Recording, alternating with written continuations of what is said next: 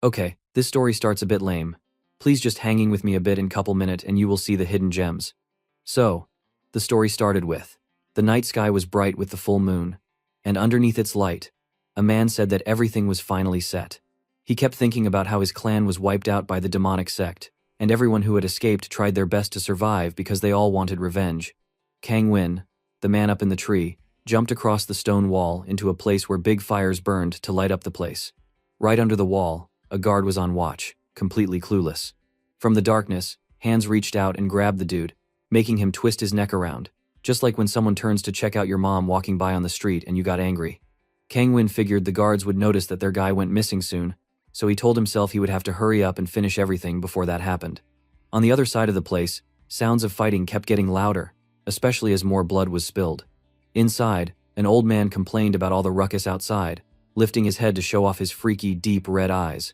Meanwhile, out in the yard, Kang Win couldn't believe that this old geezer was sitting there meditating while his own men were getting cut down. Kang Win thought the old man was just as cold as ever. But the old man didn't seem to care, and he said that Kang Win was the real wild one, running around causing chaos without knowing anything. And he wondered if Kang Win thought people ever cared about bugs crawling under their feet while climbing a mountain. Of course not, he said, because when someone is only staring at the peak, that's how he reaches the pinnacle of martial arts. Kang Win knew that was all just trash talk. He got all serious, quietly swearing that tonight, he would be the one to kill the old man with his own hands. Now everyone knew the old guy was the infamous heavenly demon. Kang Win blasted forward, blue light sparking from his hand as he readied his favorite move, the heavenly lightning fist. He charged up his palm with lightning, ready to let loose right at heavenly demon's face. But the old man just laughed at him, and said if that was Kang Win's best, he was totally disappointed. The heavenly demon stretched out his own hand, using his deadly move called the heavenly blood-tide art. He told Kang Win to watch closely and learn something, then blasted out a beam of energy straight at Kang Win, who slammed back with his lightning fist. They crashed together in this epic Dragon Ball Z-style showdown, but it was super obvious who came out on top.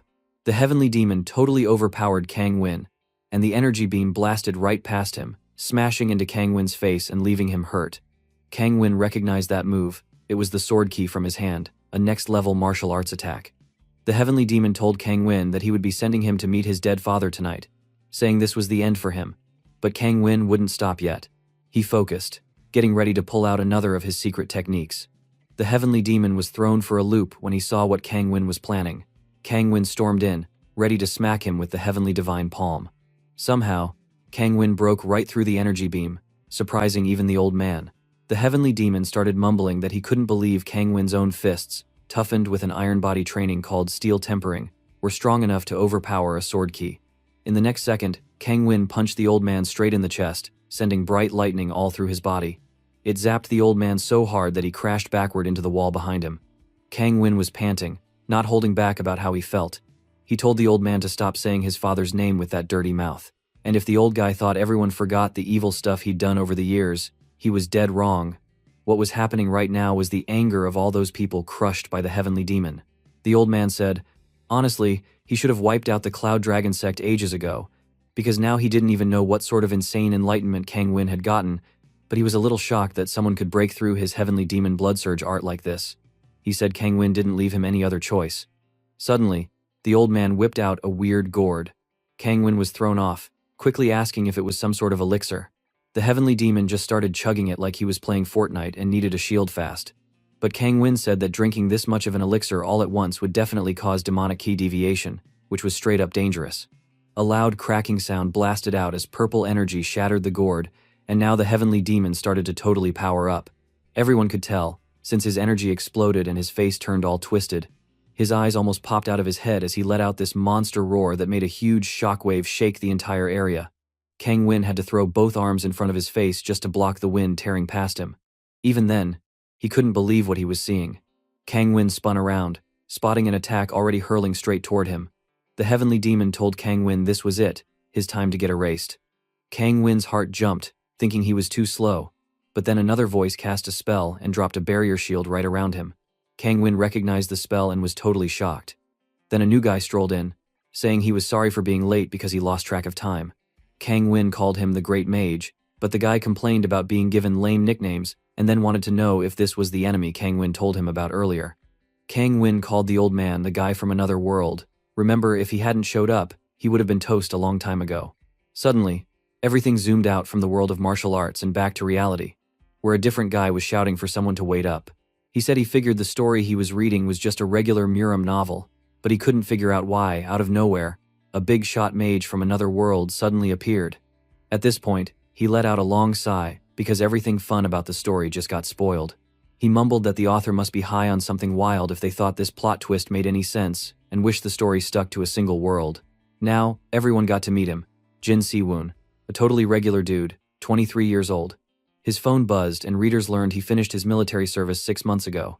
He was just about to prep for going back to college. His friend texted asking if he was down to grind ranked matches, and Si-woon wondered if this guy didn't have anyone else to play video games with. Si-woon admitted that after army life, he had a low-key plan to earn some licenses and finally study all the school stuff he missed out on when stuck in uniform.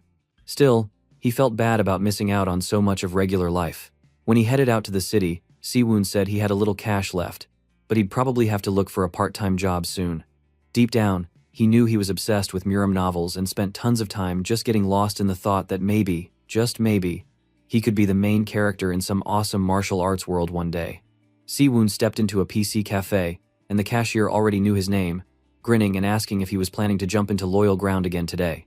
Si-woon grinned back and said he'd take 10 hours, not even trying to hide how much time he'd already poured into Loyal Ground. Even after finishing his military service, he never really stopped grinding the game. Within just 3 months, he'd reached the top 10 on the leaderboard. That wasn't too shabby, especially when he spent nearly every free moment glued to the screen. He hopped onto Discord, telling his friend to chill in the lobby because he was getting online now. Turns out, Si-woon had actually won some prize money in small PC cafe tournaments before, which felt kind of cool. Loyal Ground was simple. 100 players parachuted into the map and scrambled for loot, picking up whatever guns and gear they could, then blasted anybody they saw until only one was left standing. It basically played just like PUBG. As soon as they got in-game, Si-woon called out coordinates, letting his friend know there were 2 people east. With the compass running across the top of his screen, he shouted for his buddy to check 120. Shots cracked off. Si-woon landed 2 sweet headshots right away, instantly wiping out both enemies. His friend shouted, kind of freaking out that it was down to 2 guys now. Si-woon rolled his eyes, annoyed at how loud his friend could get, even though the guy already died once and was talking nonstop anyway. He told him they ought to stop yapping and just focus on farming loot for a while, since finding the next safe zone was way more important. His friend piped up that, okay, he'd only trust in Si-woon's skills. The blue circle on the map began shrinking while other players started rushing towards the building Si-woon was holed up in. The next squad crept through the door, looking down and spotting a first aid kit. One whispered to another that since the loot was still there, maybe nobody'd even come in. Any PUBG veteran could see it was a major bait trap. As they reached for the loot, Si-woon's character crouched in the corner, straight up camping that spot like a gremlin. Shots fired out, and the teammate outside suddenly heard all the chaos, realizing his boy was dead. He cursed, shocked someone was just hiding inside like that, and decided to bolt instead of trading out for his friend. That just meant Si-woon could pop him with a shot straight to the back of his head. With that, Si-woon became the last man standing, another chicken dinner in the bag. He let out a big sigh, while his friend went on thanking him for the carry. Si-woon just told him to stop fussing and queue up again, giving the usual line about locking in and actually studying tomorrow, something they'd both said 1,000,000 times but never actually did. That's when Si-woon's phone dinged again. He glanced down and saw a message asking if he'd been studying like he promised. His mom said she sent him his academy fees plus a little extra for food, even apologizing she couldn't send more cash. Si-woon texted back a thank you, saying he'd be off to bed soon. He then let his friend know he was quitting games, starting tomorrow. But his buddy protested, reminding him that they had to play in a clan war together. Si-woon explained he really couldn't, because he needed to enroll at an English academy, and every time he read his mother's messages he just felt more guilty about goofing off. He'd honestly been living this way for months now. As he returned to his little apartment, Si-woon spent the night doom-scrolling on his phone. Some of the videos showed people with strange powers showing up overseas, and they were calling themselves players. Si-woon tried to click on a clip to find out more, but the video disappeared as if it got deleted in real time. That was definitely weird, but he figured he'd just sleep it off. The next morning, on his way out to the academy, his friend nagged him again about the clan war on the phone. Si-woon said maybe he could help out with just one last match. But as they talked, a crazy purple light glowed behind him. Si-woon spun around, not understanding what was going on. The light surged and swallowed him up, making him drop his backpack on the sidewalk. There wasn't even a single thing left behind, not even a shadow. Floating in that glow, Siwoon started freaking out. He was just about to get his act together and start studying, so part of him wondered if this was karma for lying to his mother for playing games so long. He slowly opened his eyes, only to hear a bunch of people speaking Russian, or whatever that language it is. It was insanely loud and confusing. When he looked around, he almost lost it. People were fighting everywhere with glowing swords and throwing spells around like this was some crazy anime. He didn't know what he was seeing. Why did it look like half the people there were cosplayers at a convention? But it all felt too real. He glanced around and spotted a giant statue, still not sure if this was some whacked-out dream or a nightmare. Then the statue's lips moved, saying out loud that 100 players had been detected. In his head, Siwoon was wondering why the voice sounded so loud, and how he was even hearing it directly in his brain. Suddenly, the statue's eyes shimmered with blue light, announcing that it was initializing the system, whatever that meant. That same blue glow flashed in Siwoon's eyes, and a system message starting to appear in the air. Then the voice said it was synchronizing the language. The Russian babbling all around suddenly switched over, sounding like clear, perfect Korean in Siwoon's ears. Even some big guy, a few steps away, said, in surprise, that now everyone was speaking his language. People from all sorts of backgrounds were chatting, including some obvious Murim guys who were busy joking about adult stuff and some wandering mages who were in full-on argument mode. One mage was grilling another called Chiron, asking what on earth he did to get them caught up in all this. Chiron shot back that that was exactly what he was planning to ask, trying to blame Escrow, who was fuming right back. Escrow said he wasn't going to get tricked, and he definitely wouldn't believe Chiron's words anymore. Chiron basically shrugged, saying that it didn't matter what people believed since soon everyone would be kneeling before the Demon King. But Escrow announced, kind of dramatically, that as an archmage, he was making a promise. He'd end Chiron here and wipe out the Demon King afterward. Sparks of lightning danced in his hand, and he called his move Escrow-style lightning, blasting Chiron in the middle of the waiting room. But Chiron wasn't even scratched, leaving Escrow both surprised and kind of embarrassed. Escrow insisted that Chiron was the one who brought him here, but Chiron didn't seem bothered at all. Watching all this, Siwoon realized there was no freaking way this was just a dream. Everything felt way too real, from the shouting and magic to the arguing weirdos. Then the statue chimed in again, announcing that the game would start soon. It said the difficulty was set to easy, and only the top 90 players would make it through the first round. The chosen map was the kingdom's capital, and the top 10 would get extra rewards. There wouldn't be any tutorial this time, and fighting inside the waiting room was a no-go. Everyone was protected for now. A glowing map appeared in front of Siwoon. The statue explained for all the newbies that this was their intro to Cloyd survival. It said the game would last for what felt like 100 years, with the map shrinking a bit every single day. Anyone who tried to leave the map boundaries would face serious harm, so better stick to the zone. The game would keep going until only one survivor was left standing.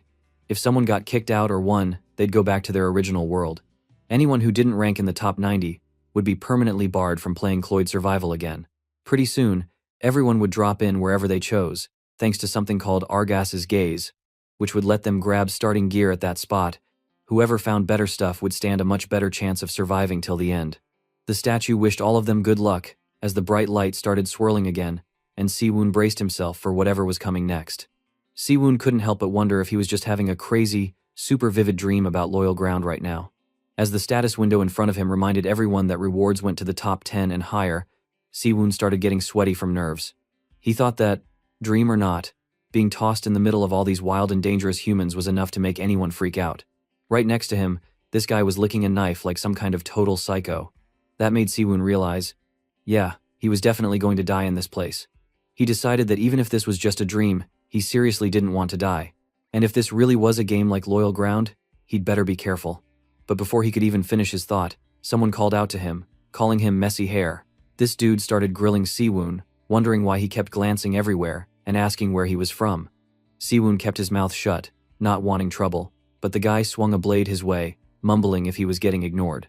Right then, the game's countdown started on the system, and Siwoon couldn't help but smirk, which made the guy even more annoyed. "Why are you grinning in a messed up place like this? Are you crazy or something?" the guy grumbled as the countdown reached 1. Deep inside, Siwoon knew why he was smiling. Even if it was nuts, he was having way too much fun. He figured there was no reason not to enjoy this dream. Plus, he remembered all the stuff he learned from Loyal Ground, so beating troublemakers like this guy and making it out alive wouldn't be as hard as some thought. But hell yeah, fuck this dude. He gave that ugly dude a middle finger before going inside the survival game. Just like that, it was the first day of Cloyd's survival. Everyone started falling down from the sky, without any real airship or anything. Just people gliding down, covered in glowy auras. Siwoon scoped out where the dwarf was looking. Most people were dropping into the crowded spots where all the loot was. He knew from the game that heavily populated areas usually had better gear, but that also meant more trouble. So, just to play it safe, Siwoon decided he'd rather start out on the edge of the map. Spotting a lonely house in the distance, Siwoon pointed and yelled, "Descend!" He plunged down through the air, totally freaking out and screaming the whole way. When he hit the ground, he tried out a superhero landing, even if he didn't mean to, then waited, amazed that he didn't break any bones. But he had to stop himself from hurling. Turns out, dropping from the sky with major motion sickness can mess anyone up. He told himself to just get into the house and recover for now. As soon as he heard rustling in the nearby bushes, he jumped. He figured his vision must have gotten messed up from the motion sickness, so he had no clue who, or what, might have landed near him. Not taking any chances, he sprinted forward and dove through the house door, slamming it shut behind him. He clutched his chest, panting, and wondered if maybe that sword dude from earlier followed him. Peeking outside just in case, he saw nothing but empty yard and decided it was probably just the wind. At least, there were no more weird noises, so he could finally chill a bit and start searching the place. He reminded himself that the first rule was to pick up whatever loot was nearby. As he stepped forward, something on the ground glowed, catching his eye. When he looked down, the system told him he had picked up a heavy crossbow. Siwoon complained that it was way heavier than he wanted, but it was still better than nothing. Grabbing a quiver, he started to load an arrow, and as soon as he did, all the instructions for using the crossbow just popped into his head. Heck, after being a South Korean army sergeant, something like this was child's play. He lined up the crossbow, pulled the trigger, and wham, the arrow blasted through half the wooden wall, launching him back on his butt. Siwoon realized this weapon was seriously OP. He figured that with a bit more practice, this could save his life. He searched the rest of the house, but couldn't find much else. With the map so huge, Siwoon told himself to hurry to other buildings before someone else found him first. He crept through more rooms, clearing each corner with his crossbow at the ready, and then spotted something new on the table, a scroll. When he picked it up, a window told him he'd gotten a healing scroll, which would patch him up if he ripped it. He was surprised to see something so clutch existed, and wished he could find more healing items, or at least an item bag to carry stuff.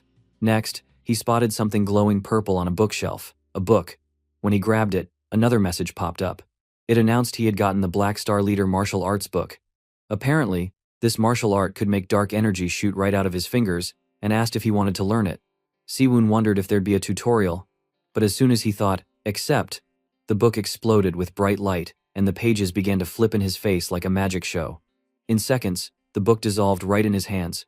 Siwoon stared, a bit stunned, then caught this weird feeling building in his palm, stronger every second. To test it out, he snatched a fork off the table, pumped energy into it, his hand started to tingle, and then hurled it with all his might at the wall. The thing shot straight into the wood, stabbing deep as if it was a javelin. Siwoon grinned like a kid, buzzing with excitement. He had just learned a martial art by reading a book. How awesome was that? He pulled the fork from the wall, thinking this was going to come in handy, and now he was sure that if there were martial arts books, there had to be magic books too. He figured this sealed the deal. Cloyd's survival had to be just like Loyal Ground. With the place cleaned out, he decided to move on to another location. Time fast-forwarded a bit, and after farming the map for a while, Siwoon noticed the sun was already rising. He realized he'd better find a good hiding place fast. Looking around, he spotted the only lit-up house in the whole area. He thought about it. The lights could mean there was a rare item hidden inside. Or maybe, someone was already in there waiting. Siwoon stepped into the house super slowly, doing his best to move without making a sound. He didn't really know how many people had landed near him. If somebody was here already, it could be either some total pro waiting to clap him, or just a clueless noob with goosebumps. On the first floor, everything was way too quiet, so he tensed up, thinking maybe someone was lurking upstairs. He reminded himself he now had a weapon, and if he caught someone by surprise using the Black Star technique, it didn't matter if they were a big shot, he might actually stand a chance. Every step up the stairs was torture. Siwoon kept his crossbow up, scanning around. Suddenly, a lantern appeared at the top, oddly out of place. He wondered if that was some kind of trap, since a closed room sat right next to it. He figured, whatever, and decided to go for it anyway. He just burst in, kicking the door open and exposing the bedroom. But after looking around, Siwoon realized he'd worked himself up for nothing. The place was empty. He chuckled, kinda relieved, and then noticed a ring sitting on the nightstand. Picking it up, he wondered if this was also a special item. It flashed up as the Ring of Strength, saying it boosted the wearer's strength by 20 just by slipping it on. Siwoon wasn't about to pass up free stat boosts, so he plopped the ring onto his index finger. Right away, he could feel something wild.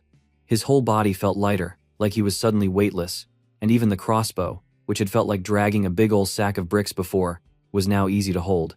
If 20 points really made that much difference, he figured he better check his stats.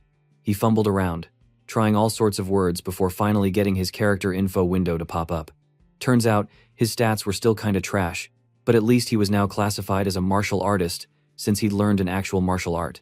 That alone was sick compared to starting out with squat or 1,000 push-up first. He figured things were looking good and decided to double-check the first floor for more loot. Sure enough, he found another ring, and this one was the Holy Grail, a subspace ring. That meant he could finally ditch carrying everything in pockets and start using a real-deal inventory system. The status window explained how it worked. Just grab the item, think subspace, and it gets stored. Want it back? Touch the ring and think of the item you want. But if subspace was full, that was it. No more space for loot. Opening his subspace, Siwoon saw a neat little floating window. He tested it by stuffing the healing scroll inside. It worked, and he realized how much easier life would be in reality if he had this kind of magic storage instead of hauling a backpack everywhere. Honestly, he wished he could drag these items and martial arts back into the real world. He wondered if anyone had been eliminated yet, so he checked for a kill feed. When he finally found it, he was surprised only one person was out so far. He'd hoped to farm in peace until just 90 players were left, and honestly, he'd been luckier than he thought. He'd scooped up a pile of consumables plus a stash of weapons to go with his new Black Star skills. Once he was sure the house was cleaned out, he thought maybe it was time to bounce or just hunker down until daylight. He already knew some tough, scary dudes were roaming around at night, and with his newbie stats, there was no way he'd fight them head-on. Still, if he managed to stay hidden and sneak into the top 10, he could spend points smartly and maybe turn into a real beast later. He figured night would thin out the players anyway, so unless he found somewhere super solid, it was probably smart to risk checking another place before sunrise. As he moved, he noticed he wasn't getting tired, even after running around for ages. The Ring of Strength was a straight-up game-changer. But even juiced up, he could still feel hunger and thirst creeping in. Maybe this Cloyd survival game was a little too much like real life. He checked his map and guessed the city would have food lying around, but now he had to figure out where those houses were. Out of nowhere, a menacing growl sounded behind him. Siwoon tensed, recognizing the sound of a wolf. He dove headfirst into some bushes. When he dared to peek back, he saw it, a furry beast lurking just beyond. He broke out in a nervous sweat. That wasn't a regular wolf either, it was a straight-up werewolf. There was even a second one right next to the first. While staring at these monster dogs, one lunged at him, but Siwoon managed to tumble away. The werewolf's claws shattered a tree trunk like it was nothing. Now with two of them sizing him up, Siwoon freaked out, muttering that he'd signed up for what he thought was a PvP game, not a monster survival. If he'd known about werewolves, he would have just camped safely. Come on. He was a high-ranked player online. It would be straight trash to get taken out by a random mob. He scanned for an escape and spotted a small house in the distance. Bursting through the brush, he dashed inside and slammed the door, heart pounding. The werewolves were right outside, scratching and sniffing around, which made Siwoon wonder if the door would really hold. As they crept closer, he started thinking about how to handle it. Carefully opening the door just a crack, he spotted them sniffing for his trail. Taking advantage, Siwoon leveled his crossbow and held his breath. As soon as his sight lined up, he let one rip through the tiny gap. Bam! The bolt zipped right through the werewolf's head. It went down and instantly vanished, poofing away into thin air. He breathed out, relieved. The Ring of Strength let him shoot one-handed, making this way less stressful. With one monster down, Siwoon readied himself. He still had to face one more of those furry brutes. Once Siwoon finished reloading his crossbow, he spun back, trying to spot the last werewolf. Suddenly, he was startled to see it standing right there in the doorway. Before he could react, the beast smashed through the door, claws flashing, and managed to slice his cheek. Siwoon panicked as the werewolf crashed in like the Kool-Aid Man, splinters flying everywhere. It was bad, and he knew it, especially with the monster coming in for a follow-up blow. He scrambled, brought up his crossbow, and fired a desperate shot, but the werewolf just blocked it with its big arm. In a second, Siwoon dropped the crossbow as the monster closed in, ready to finish the job. He wondered if this would be how he'd get eliminated and have to watch his run-in to some random mob. But he grit his teeth, deciding it wasn't over yet. He reached into his subspace, yanking out the first weapon he could grab. Maybe it was just a spoon, for all he cared. Pouring all his Black Star martial arts energy into it, he hurled it like a dart. The move worked, blasting a hole straight through the werewolf and even stabbing into the wall behind. As the creature faded away and disappeared, Siwoon caught his breath, telling himself there was no way he'd lose to some basic random mob. He flopped to his knees and thanked his luck for stashing away a throwing dagger just in case. He was almost embarrassed, imagining everyone seeing him get kicked out by low-level monsters. Noticing something on the floor, Siwoon picked up a little bag, recognizing it as a mob drop. When he looked inside, he saw there was only water and some jerky. He muttered that hunting up food was all well and good, but honestly, he hoped for something better. But whatever, he snacked on the jerky and started to think about searching the place. Inside the building, he found a suit of armor and guessed it was probably just like a bulletproof vest from PUBG. He threw it on, even though it was a little big for him at first, but it shrunk down and fit perfectly as soon as he wore it. The status window popped up and told him he'd scored an advanced orichalcum breastplate, which made him way more resistant to both fire and wind magic. Siwoon's eyes lit up. This was awesome, pumping up more than 1 or 2 stats for sure. He got pumped, realizing what other gear might be around. While searching for more, he whacked his knee on something invisible. When he looked down, he didn't see anything at first, so he started kicking around, hoping it was a hidden item. Sure enough, he felt something like cloth in his hands. As soon as he put it on, the status screen informed him it was the night cloak.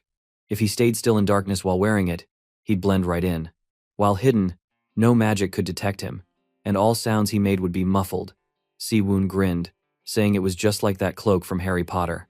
Now, with this broken item, he could avoid anybody at night without them even knowing, perfect for staying alive. It was kind of wild how he'd wandered into this house in the middle of nowhere, but maybe it was a sweet farming spot, and his luck was on fire today. Still nighttime, Siwoon trekked through the shadowy woods, mumbling how he hadn't spotted anyone yet. Maybe dropping at a random spot really did mean less trouble. Then, he heard someone crashing through the trees behind him. Peeking out, he saw a man all battered and ragged, racing through the forest and yelling about how he just wished he'd had time to use something. Siwoon quickly threw on the night cloak and hunkered down in the bushes to stay hidden. That guy was muttering he never thought he'd bump into a mage here. Siwoon looked the runner up and down. He didn't look that dangerous. He thought he could probably take him. But as the dude ran further, Siwoon tried to calm himself. He reminded himself this was just a game, not real life, so why was he sweating about attacking? Still, he hesitated. Suddenly, a man out of nowhere launched a spell called Escrow Flame, shooting it right by Siwoon. The running man turned, and the flame hit him straight in the back. Those backshots were no joke. Siwoon watched, wondering if he'd just seen the dude get killed, then realized with a shock that instead of a corpse, there was only a treasure chest left. So, it really was like a game drop and must hold the dead guy's loot. Still, he wondered who shot the fire. Just then, the big-nosed guy appeared, and started complaining about someone stealing his stuff without even being able to use magic. He said the dude was unlucky, adding that dying by sword was better than the pain of burning up. Luckily, the big nose didn't spot Siwoon. The night cloak was OP, he just walked by without a clue. For some reason, that ugly big pointed nose guy was all cocky, even telling the dead guy he should be grateful to die by his hand. Siwoon kept quiet and watched as Big Nose rifled through the loot drop. He realized now that the guy who got killed was a player like him, and it could just as easily be his turn next if he messed up. In this place, hesitating even a second was deadly. If he really wanted to survive and climb the ranks, he had to get ruthless. As that ugly guy picked through the chest, Siwoon moved. He sent out a surprise attack from behind. The guy felt the arrow hit his magic shield and spun around as cracks started to form on his barrier. The big nose guy shouted inside his mind that maybe he'd been too loud, cursing the dead guy for it. Siwoon, still covered by the night cloak, lined up another shot and fired a bolt that hit the ugly guy's barrier again, the cracks spreading. The guy realized his shield was close to breaking. He glanced around, couldn't spot where the attack came from, but had a pretty good guess. Mad, he tossed out another fireball towards the bushes, yelling at Siwoon to quit hiding and fight like a real man. Siwoon answered with a throwing knife, sending it whistling out. Big Nose Guy barrier blocked it, but now the barrier was totally shattered. The guy looked freaked out, clutching for any sense of control, but he still yelled, demanding where his hidden attacker was. Siwoon, still in stealth, coolly raised his crossbow and lined up another strike. Big Nose Guy started creating another flame spell, but before he got the final words out, a throwing knife streaked out of the dark and hit him right in the forehead. Thankfully, the ugly guy who dirtied our monitor died in the end. Siwon was shocked he'd actually won and notched 2 loot boxes sitting in the grass. He realized all the magic and fighting probably drew attention. If anyone saw the fire, they might chase him down. He told himself to loot fast and get the heck out before things got dangerous. He wasn't picky, so he just tossed pretty much everything he could grab straight into his subspace ring, making sure to snag any healing items he found too. After poking around, Siwon noticed an item called Escrow's Necklace. It had a little note saying it marked someone as a mage from the Escrow Magic Society. But the necklace itself felt lame, so he just tossed it in subspace for now. As he kept shifting through all the drops, one thing really grabbed his attention, a shiny item called the Circle Stone. The window said it could etch a magic circle around the user's heart, letting them use mana for real spells. Siwon's eyes went wide, wondering if he could actually turn into a mage just from using it. Suddenly, it made sense why that poor runner kept screaming about not having the time to use it. If he'd pulled this off, he could have fought back. Siwon felt a little bad, but told himself he'd make good on it and put it to use. After stuffing the leftovers from the drops deep into his inventory, he snuck away through even more trees, soon finding himself on top of a low hill. Siwon figured he had to find somewhere safe to activate the Circle Stone, so when he spotted a line of houses nearby, he made his way over and ducked into one. Inside, he stared at the weird magic rock, and when the system asked if he wanted to use it, he said, "Of course." But then a warning popped up, telling him that after starting the ritual, he'd have to sit completely still for 3 whole hours, couldn't touch anything, and would feel a bit of pain as the circle formed. As soon as the process began, a stabbing pain hit his chest. Siwon wanted to scream, but bit his lip and powered through, basically drooling on the floor for 3 hours until it finally stopped. For something that claimed to be slight pain, Siwon felt like he'd gotten cooked alive. Learning a martial art was nothing compared to getting magic the hard way.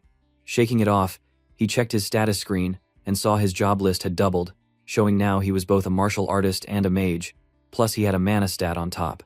Getting pumped, he thought that after those 2 dudes died earlier, the survivor count must have dropped again. When he pulled up the rankings, his jaw dropped. Only 45 out of 100 were left, and it looked like some guy named Nam Sagang was racking up kills all over the list, basically solo squad wiping everyone. Suddenly, the scene flashed back to a few hours earlier. A massive man was crouched in a treetop, peering down at people wandering below. Nam Sagang, this kind of villain dude, licked his lips eyeing his prey, even though one heavyset dude tripped on a rock which looked nearly comedic. That clueless guy just said he wanted to make top 90, but Nam Sagang wasn't having it. He calmly reached out, popped the poor guy's head like a zit, and didn't even bother to loot. Nam Sagang could care less about items. All he wanted was for the others to remember his name and killing others. Back in the present, it was now the 3rd day. Siwon blinked when a notification popped up, showing just how many people had already died overnight. He really hoped he never ran into Nam Sagang guy. His name scared him. At least with so many bodies, maybe top 10 was actually possible now. There'd even been talk before things kicked off about a special reward for anyone who made to top 10, maybe cash, maybe powerful items, or who knows, maybe even getting to use skills and magic back in the real world, so he really wanted to be at least top 10. Siwon had to stop himself from daydreaming, since there was a psycho killer out there while he was just spaced out. He decided to keep pushing forward, feeling new magic humming inside him, incredible power at his fingertips.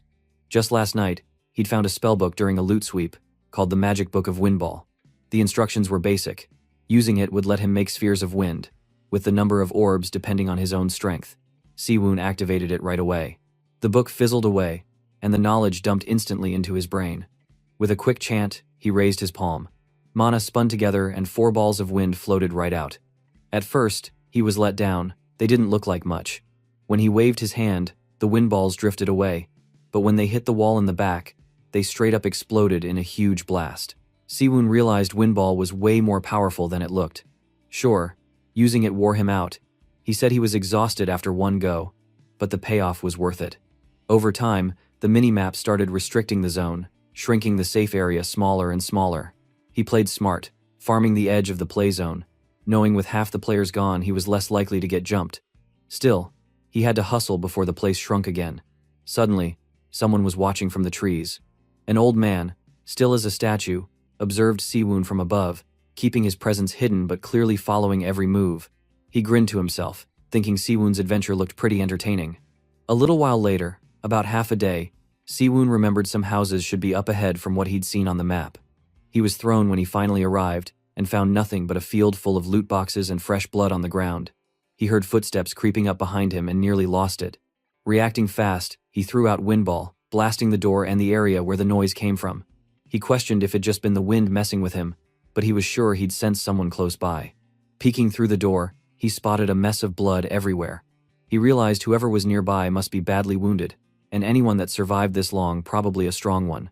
For a second, he considered trying to kill them and snag all their items while the enemy was injured, but instead, he decided to chill and just focus on staying alive. Going for the kill could be risky, and his main priority was survival. After Siwoon left, someone came out from the other side of the door. The guy inside poked his head out, whispering if Siwoon was really gone and thanking the heavens he'd hidden fast. Otherwise, he would have been toast. The injured guy thought he probably could have taken Siwoon in a fair fight if not for his wounds, but right now all he wanted to do was loot and get out. That's when an arrow slammed right into the side of his head. In his final moment, he realized it had been a trap. As his body faded away, Siwoon watched quietly from afar, kind of smug and grateful the guy fell for the bait. He decided to loot fast and then head to the very edge of the shrinking zone, keeping things safe. Just as he finished up, an old man's voice echoed nearby. The old guy, who'd been watching him all this time, commented that Siwoon seemed pretty skilled. That made Siwoon tense up. He realized he'd let his guard down, but the old man calmly said not to worry. He only wanted to ask some questions, not pick a fight. Siwoon thought this old dude must have some deep thoughts swirling in his head.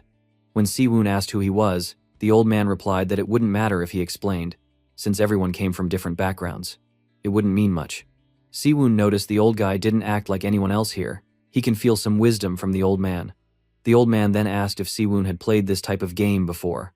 Siwoon didn't get what he meant by play. The old man grinned and said he'd been keeping an eye on him for a while, and he adapted super fast to the new world. The old man guessed Siwoon already figured out this game wasn't real life. Siwoon was surprised. He wondered how long the old man had been watching him, and how he never noticed. Siwoon explained it was actually his first time being pulled into a scenario like this, though he'd played similar games where he came from. The old man found that pretty interesting. Siwoon looked at his outfit and felt sure this guy was from a totally different world, probably a Muram one. The old man agreed, pointing out that night had fallen quickly. Siwoon shrugged. It was already the third day. The old man then asked, out of nowhere, whether the moon in Siwoon's world was this big. Siwoon glanced up and admitted he hadn't really paid attention, but this moon was huge. The old guy agreed, and then wanted to know more about the kind of games Siwoon talked about. Siwoon hesitated, saying that standing out here, they could easily be ambushed at any time. Did the old man really want to talk in a place this risky? The old man said the chat might take a while, so they might as well move. Siwoon didn't trust him yet, saying, "What if the old man decided to attack?" The old man just chuckled, grabbed his arm, and told Siwoon to keep quiet. Then he hauled Siwoon up into the air and started leaping from tree to tree, moving incredibly fast. Wind ripped by so fast Siwoon's cheeks flapped like he was skydiving. That old man is insanely a strong dude. In that wild moment, Siwoon realized he had zero clue what meeting this old man might mean for his future in the game.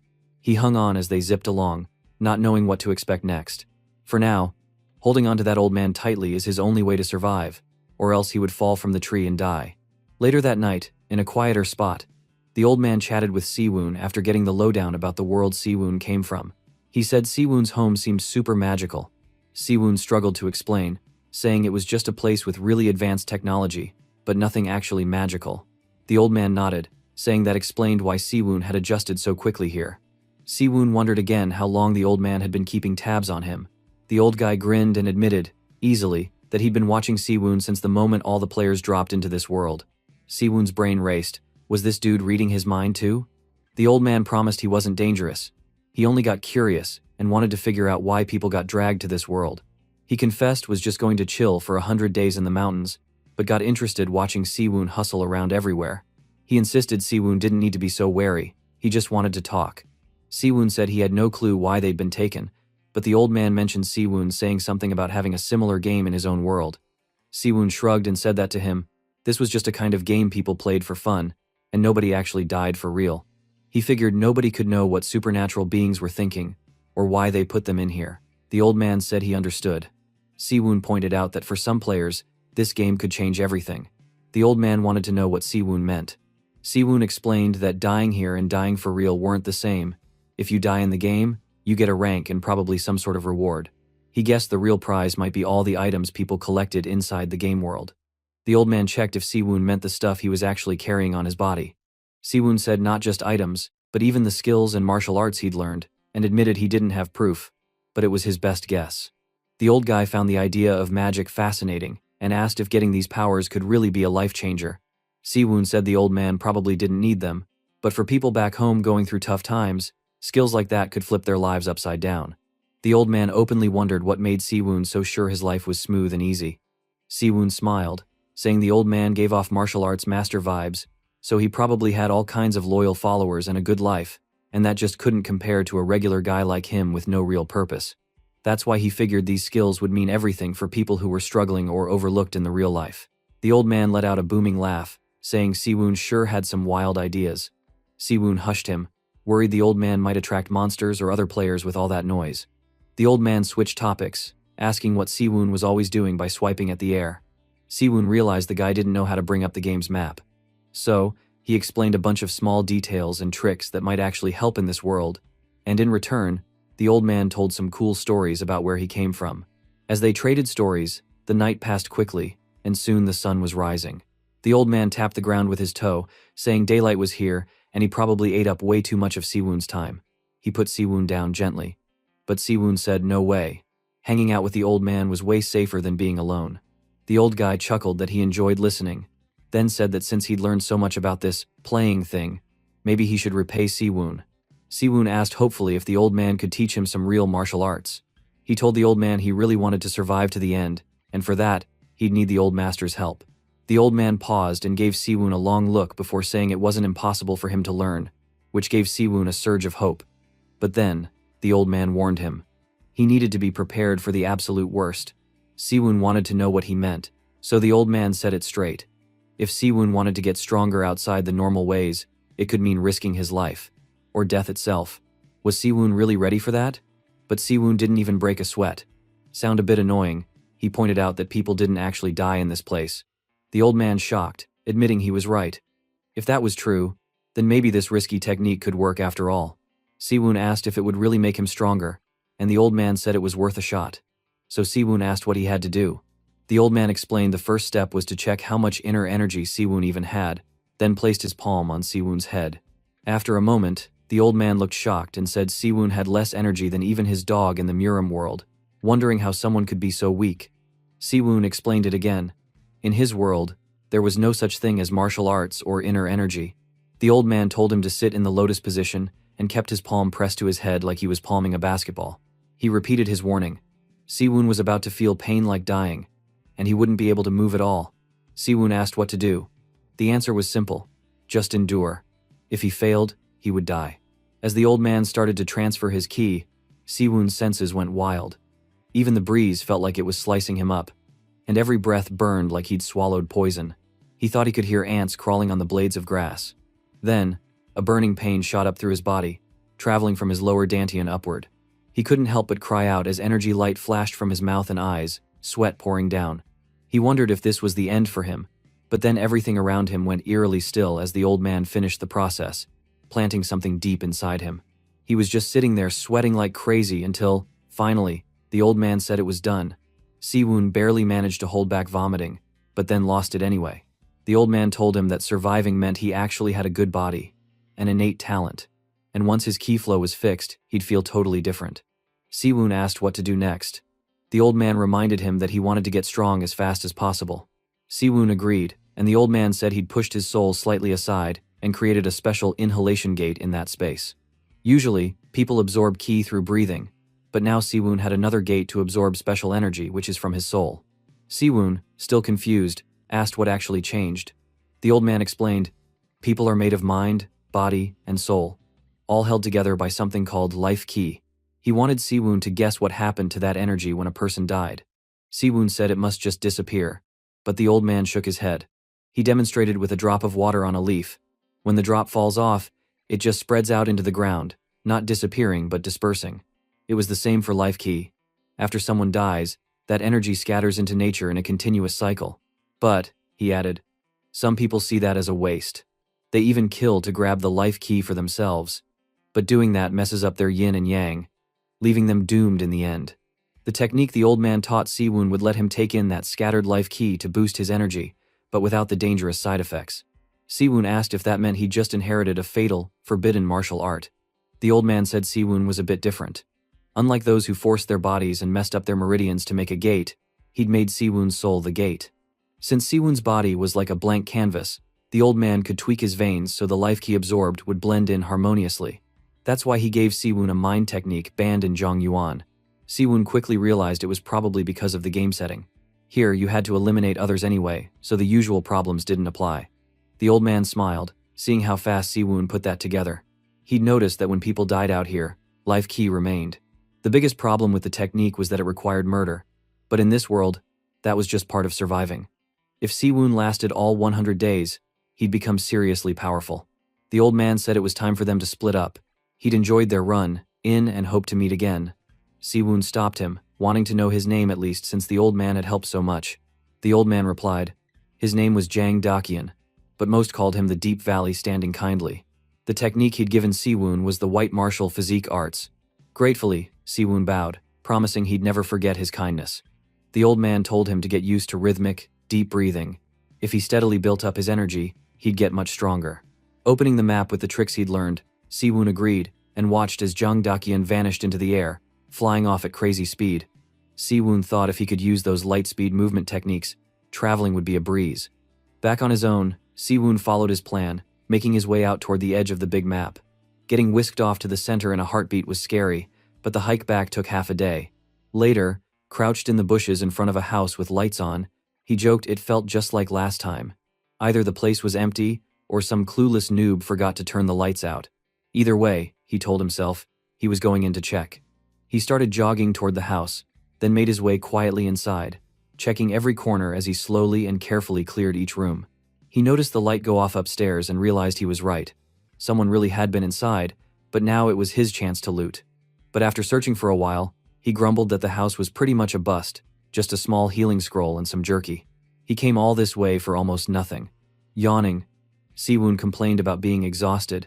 He hadn't slept at all last night because he'd spent all that time talking with the elder.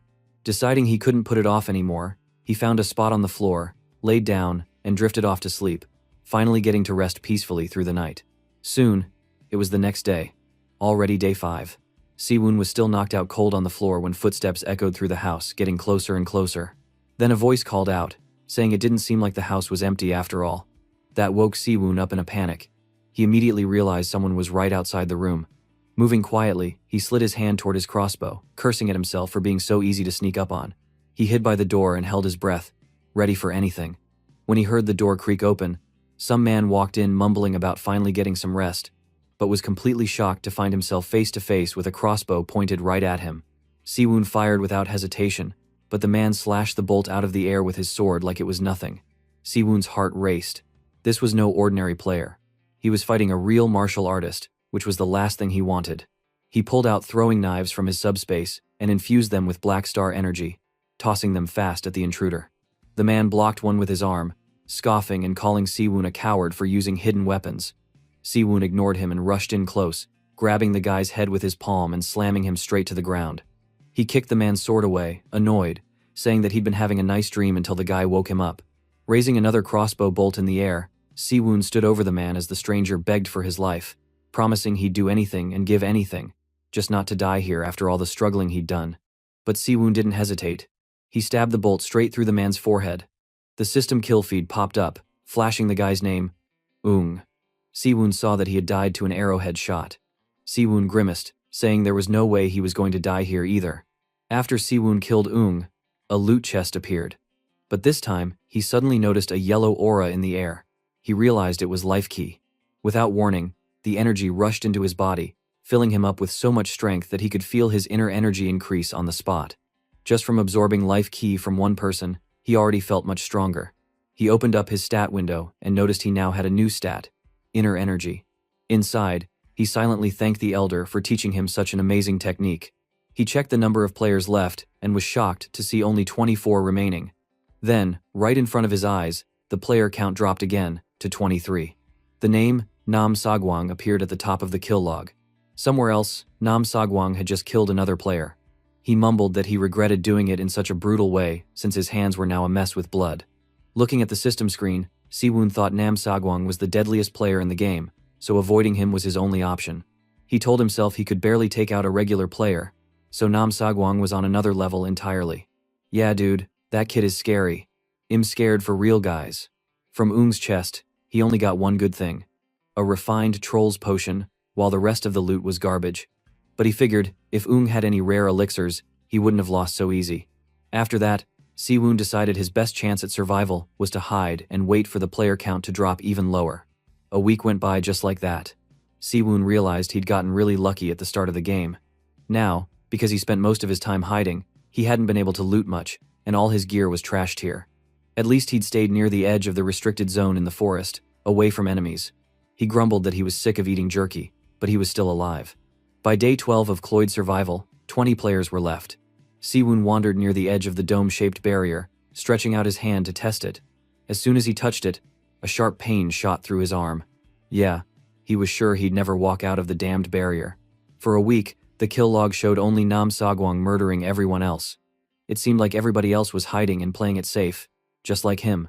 Suddenly, Siwoon noticed smoke rising in the distance. He thought a fight had to be going on. He was right. At that moment, Nam Sagwang was surrounded by a whole group of players who shouted that they had all gathered to take him down. He had no way out. But Nam Sagwang just smiled, actually thanking them for saving him the trouble of hunting them down one by one. With a leap, he started wiping them out without even breaking a sweat. People panicked, but Nam Sagwang swept through them easily. It wasn't a battle at all. It was a complete slaughter. The kill log made it painfully clear. Nam Sagwang was bound to win the game unless something totally unexpected happened. Siwoon watched notifications pop up as Nam Sagwang killed 9 players at once. That's crazy. On the battlefield, Nam Sagwang sighed, disappointed, and told himself that none of them had been worth his time. Still, he complained about the smell of blood, wishing they would just die without struggling. He grumbled that he needed to find a place to wash all the blood off and wandered off, leaving piles of untouched loot chests behind. After a while, an elf man arrived at the scene, searching through the loot and finding Elizabeth's staff. Annoyed and emotional, the elf promised to avenge Elizabeth. Night fell. Siwoon realized he was now in the top 11. If he could just survive a little longer, he'd break into the top 10.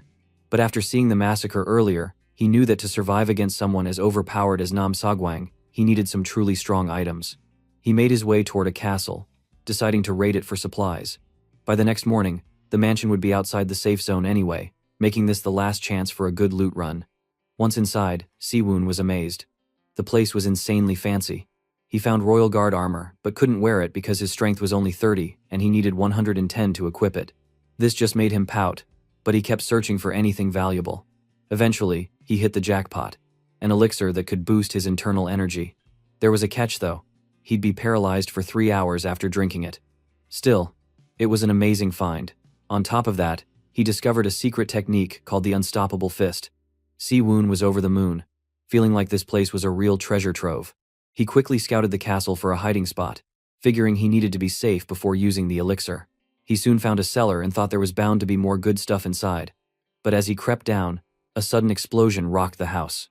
Siwoon dodged out of the way as flames shot past, cursing his bad luck and sprinting for cover.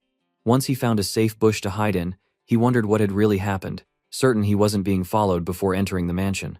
That's when he noticed someone. The elf man from the waiting room. Now, the elf was here, looking absolutely furious. The elf challenged Nam Sagwang, yelling that it was incredible he'd survived the explosion and that his luck wasn't the only reason for his win streak. The elf swore he'd remember Nam Sagwang's name and take revenge for everyone. But Nam Sagwang, who had wiped out almost everyone, didn't even care. He shouted back, confused and annoyed, threatening that if the elf wanted to fight, he should just stop talking and come at him. The two maniacs only laughed at each other, both eager for a fight. From a distance, Siwoon watched it all play out. He was stunned. That Nam Sagwang, who was on a killing spree and crushing everyone, was actually just a kid? But dude, I am more shocked you can still unharmed at this stage. The true pro PUBG player is indeed in another level. If I'm the one there, I would die in 1 second. Back to story. Suddenly, the elf drew out his magic staff and announced himself as Escrow, Master of Spell, before unleashing his Escrow-style lightning strike, but Nam Sagwang dodged the attack with ease. Escrow shouted in frustration, demanding to know how long Nam Sagwang planned to run away like a rat. Nam Sagwang just chuckled. He thought to himself that Escrow wasn't all talk after all. Even in Zhongyuan, his home, He hadn't met someone like this. Some of Escrow's skills even gave him chills. Escrow launched an even bigger spell, but again, Nam Sagwang dodged it and, in one swift leap, tried attacking Escrow using his martial arts. Escrow didn't even blink, telling Nam Sagwang the attack wasn't enough to break his barrier, then swung his staff, shouting for Nam Sagwang to just die already. But to twist it, it was all just an illusion. Nam Sagwang had deceived him. Of course, this made the mage angry. Even Siwoon, watching from a distance, was shocked that Nam Sagwang managed to escape. Then he noticed it was starting to rain. He wondered if the downpour was Escrow's doing. Was he really strong enough to mess with the weather on top of nearly killing Nam Sagwang? That was terrifying. On the other side, Escrow, having lost his target, grew enraged and yelled that he couldn't detect Nam Sagwang's presence anymore. He must have run far away. Escrow swore that he would catch and kill Nam Sagwang himself. Meanwhile, Nam Sagwang, injured but grinning, ran off through the forest. He laughed, thinking that while the mage might have driven him off this time, he'd make sure Escrow didn't walk away so easily next time. He'd be the one to right the mage's death. For now, he needed to retreat and recover. After the chaos, Escrow continued searching for Nam Sagwang in vain, and finally made his way down the mountain. Thanks to Siwoon's invisible cloak, Escrow never even noticed him. Siwoon congratulated himself on surviving another day, thinking how it was always darkest under the lamp. Sometimes you survived, just by not standing out. With both Escrow and Nam Sagwang gone, he felt safer for a while. Eager to finally use the cellar he'd found, Siwoon headed back. He wondered if it was a treasure vault or maybe a dungeon packed with loot. It looked deep, but for now, it was worth a try. As he got inside, he was relieved to see no sign that anyone else had come through. Good thing he brought a lantern.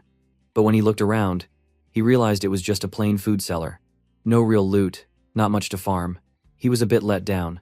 Still, after thinking about nothing but jerky for so long, he ended up feasting on whatever he could find. Even though he wished he had some rice, he thought this was still a huge step up from what he'd been eating. After resting and filling up, he considered his next moves. Maybe now he should try the elixir to boost his inner energy. He pulled out the martial arts manual he found too. The system told him the creator of the art had poured his heart into making the best techniques, but still lost 1,428 matches in a row. In his life, a running joke, he's basically a laughingstock in his place. And in the end, his knowledge and technique lost with no disciples. Siwoon just sighed. Of course I picked up something like this, he thought, but it's better than nothing. Damn, I'm almost laughing at the skill description. But still, Siwoon learned the technique, then got ready to drink the elixir. Yet, he hesitated, remembering the pain he'd felt last time with the circle stone. But when he finally drank the elixir, his dantian filled up with more inner energy than ever before. The power was insane, so intense it made him break out in a sweat and left his body heavy and paralyzed. He couldn't move for 3 hours, just as the system had said. After all that, Siwoon finally allowed himself to fall asleep right there in the cellar. On day 13, he woke up, ready to move. Using his invisible cloak, he asked the system about the player count. He was stunned. Only 10 survivors left. He checked who died last night, and to his shock it was Jang Dakian, the very elder who'd taught him about life key. Siwoon couldn't believe it. Jang Dakian had apparently killed himself. Don't tell me, was he experimenting again since there's no real risk here? Siwoon wondered. He felt a little empty about making it to the top this way, while the elder was gone. Still, the map was shrinking, and he couldn't afford to die out of bounds now that he'd survived this long. It was time to keep using the stealthy survival strategy that brought him this far. For a guy with no crazy skills, that was still his best move. Suddenly, another ball of fire shot his way. He jumped away just in time. Panicking, he tried to spot his attacker and quickly realized from the scale of the spell that only one person could have thrown something that strong. Escrow. Sure enough, Escrow soon appeared, saying he'd found Siwoon through his detection magic. Escrow had actually hoped for Nam Sagwang, but was clearly disappointed after sensing only Siwoon instead. Siwoon panicked. He was caught using his internal energy to run quickly. However, it turned out that this was exactly what caused him to be detected by the Escrow's detecting magic. Escrow demanded to know if Siwoon had seen Nam Sagwang. If Siwoon didn't know he was, Escrow threatened to kill him right there. What Escrow didn't know is that just behind a tree not far away, Nam Sagwang himself was there, grinning as he watched it all unfold. He thought to himself how entertaining this was going to get. Escrow stepped forward and announced that he might let Siwoon live, but only if Siwoon told him where to find Nam Sagwang. If Siwoon didn't know, he made it very clear that death would be the only outcome. Siwoon, trying to hold it together, thought he had no good options, especially since Escrow didn't plan to let him go. He wondered why on earth Escrow thought he'd know anything, since they had met just moments ago. As panic took over, Siwoon blurted that he obviously didn't know Nam Sagang's location and asked how he was supposed to have any clue. Escrow's face stayed completely unreadable. He said that Siwoon just looked similar to people from the same region as Nam Sagang, and if Siwoon wasn't, then it looked like this was the end of his life. For real, this dude is a menace. Suddenly, with no warning, Nam Sagang sprang from behind and launched an attack to Escrow. His strike connected, but it hit an invisible barrier that fended him off. Escrow's eyes went wide. He wondered if someone had been hiding nearby the whole time. Nam Sagang just smirked and mentioned he was back to full strength, but he questioned whether Escrow might be running low on mana. Siwoon, stunned by the chaos, could only watch and wonder how Nam Sagang had shown up out of nowhere. Nam Sagang then shouted that he would end things right there, kicking back a new fight. Escrow taunted him, saying a simple move like that would never hurt him, but then felt something strange. Suddenly, pain shot through his body, and his usual arrogance faded. Nam Sagang only grinned wider. He asked if Escrow had ever heard of enhanced energy or arm energy, a rare martial art almost nobody had mastered. Nam Sagang said he hadn't expected to use it here, but Escrow was the first person he had demonstrated it on since arriving, so Escrow, as the Archmage, should feel honored. At that moment, Nam Sagang's hand appeared, buried deep in Escrow's neck. Nam Sagang pulled his bloodied hand away and commented that now Escrow wouldn't be casting any annoying spells. Escrow made a choking sound, while Nam Sagang explained that for someone like Escrow, making the top 5 was no surprise, but meeting him would become Escrow's worst mistake. Off in the distance, Siwoon, now hidden away under his nightcloak, realized that maybe he was lucky Nam Sagang had turned up. With both big threats distracted in an all-out brawl, he figured now was a good time to run out of there. While Siwoon quietly prepared to bolt, Nam Sagang finished the job and killed Escrow right there. Siwoon watched as Escrow, who had seemed almost invincible, was absolutely destroyed by Nam Sagang. But instead of feeling afraid of Nam Sagang or sorry for Escrow, only one thing filled his head. If he could absorb the life chi from these two, just how powerful could he become? As Escrow slumped lifelessly against the ground, Nam Sagang circled him, gloating and waiting for Escrow's final words. When none came, Nam Sagang commented that Escrow could no longer open his filthy mouth. But suddenly, Escrow's voice rang out, not from his mouth, but echoing directly inside Nam Sagang's head. Escrow told him that the one Nam Sagang had killed, Elizabeth, had been his most beloved apprentice. Nam Sagang, totally thrown, demanded to know if Escrow was speaking in his head. Escrow explained himself, confessing that Elizabeth had been thrown out of the academy, unrecognized by the Crane sect simply for being a woman, and he'd always regretted not stopping her. Nam Sagang just responded with a cruel grin, mocking the idea. He wondered if she had looked just like a man if he missed a woman among the victims he killed. Escrow's lips curled into a faint smile, and he commented that now he could finally silence Nam Sagang. Siwoon near them suddenly tensed, noticing that something had changed. In the clouds overhead, a burning object grew larger, then dropped, a meteor, straight from the space, falling toward the battlefield. In a panic, Nam Sagang demanded to know how Escrow could possibly cast magic in his shape. He pointed out Escrow couldn't even chant.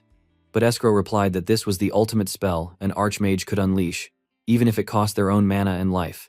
Armageddon. Nam Sagang's last words were curses, flipping out at the insanity.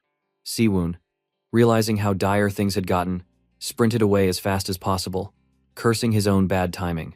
Escrow managed one last bittersweet thought, saying he was happy to have seen Elizabeth again, and wished they could meet once more. With that, his story ended as a box of loot materialized next to his corpse. The meteor crashed down, obliterating the entire area in flames. Somewhere above in the treetops, a white-haired man watched the explosion, his eyes narrowing. He muttered to himself that only a master mage could have thrown down a spell of that size. It had to be Escrow, then. Elsewhere, Siwoon lay flat on the scorched ground, just barely alive. He cursed loudly, knowing he should have run sooner. He reached out with shaking arms, hoping he still had some healing scrolls left. He'd farmed a bunch of them just for moments like this, so he quickly ransacked his inventory and slapped a scroll across his mangled body. Relief hit him hard as the magic sank in. He thought that if it weren't for the elixir he'd snagged before, he probably wouldn't have made it out at all. Even after healing, every inch of him throbbed painfully. One scroll wasn't nearly enough, but it'd have to do. Gasping for air, he realized he'd already burned through all his precious healing supplies. He'd need to find more as soon as possible. Popping open his system, Siwoon checked the player count. A notification chimed. Nam Sagang had killed Escrow. Siwoon realized that Escrow was officially dead and just regretted not absorbing the life chi from him.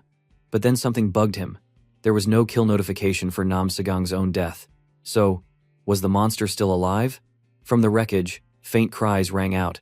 Someone was begging for help. Siwoon heard the desperate sound and followed it, finding Nam Sagang struggling to survive, trying to bite open a healing scroll with both hands now gone. He pleaded for assistance, begging Siwoon to help just this once. Just one healing scroll. If Siwoon helped, Nam Sagang promised to make him the winner, saying it would be easy for him if he recovered.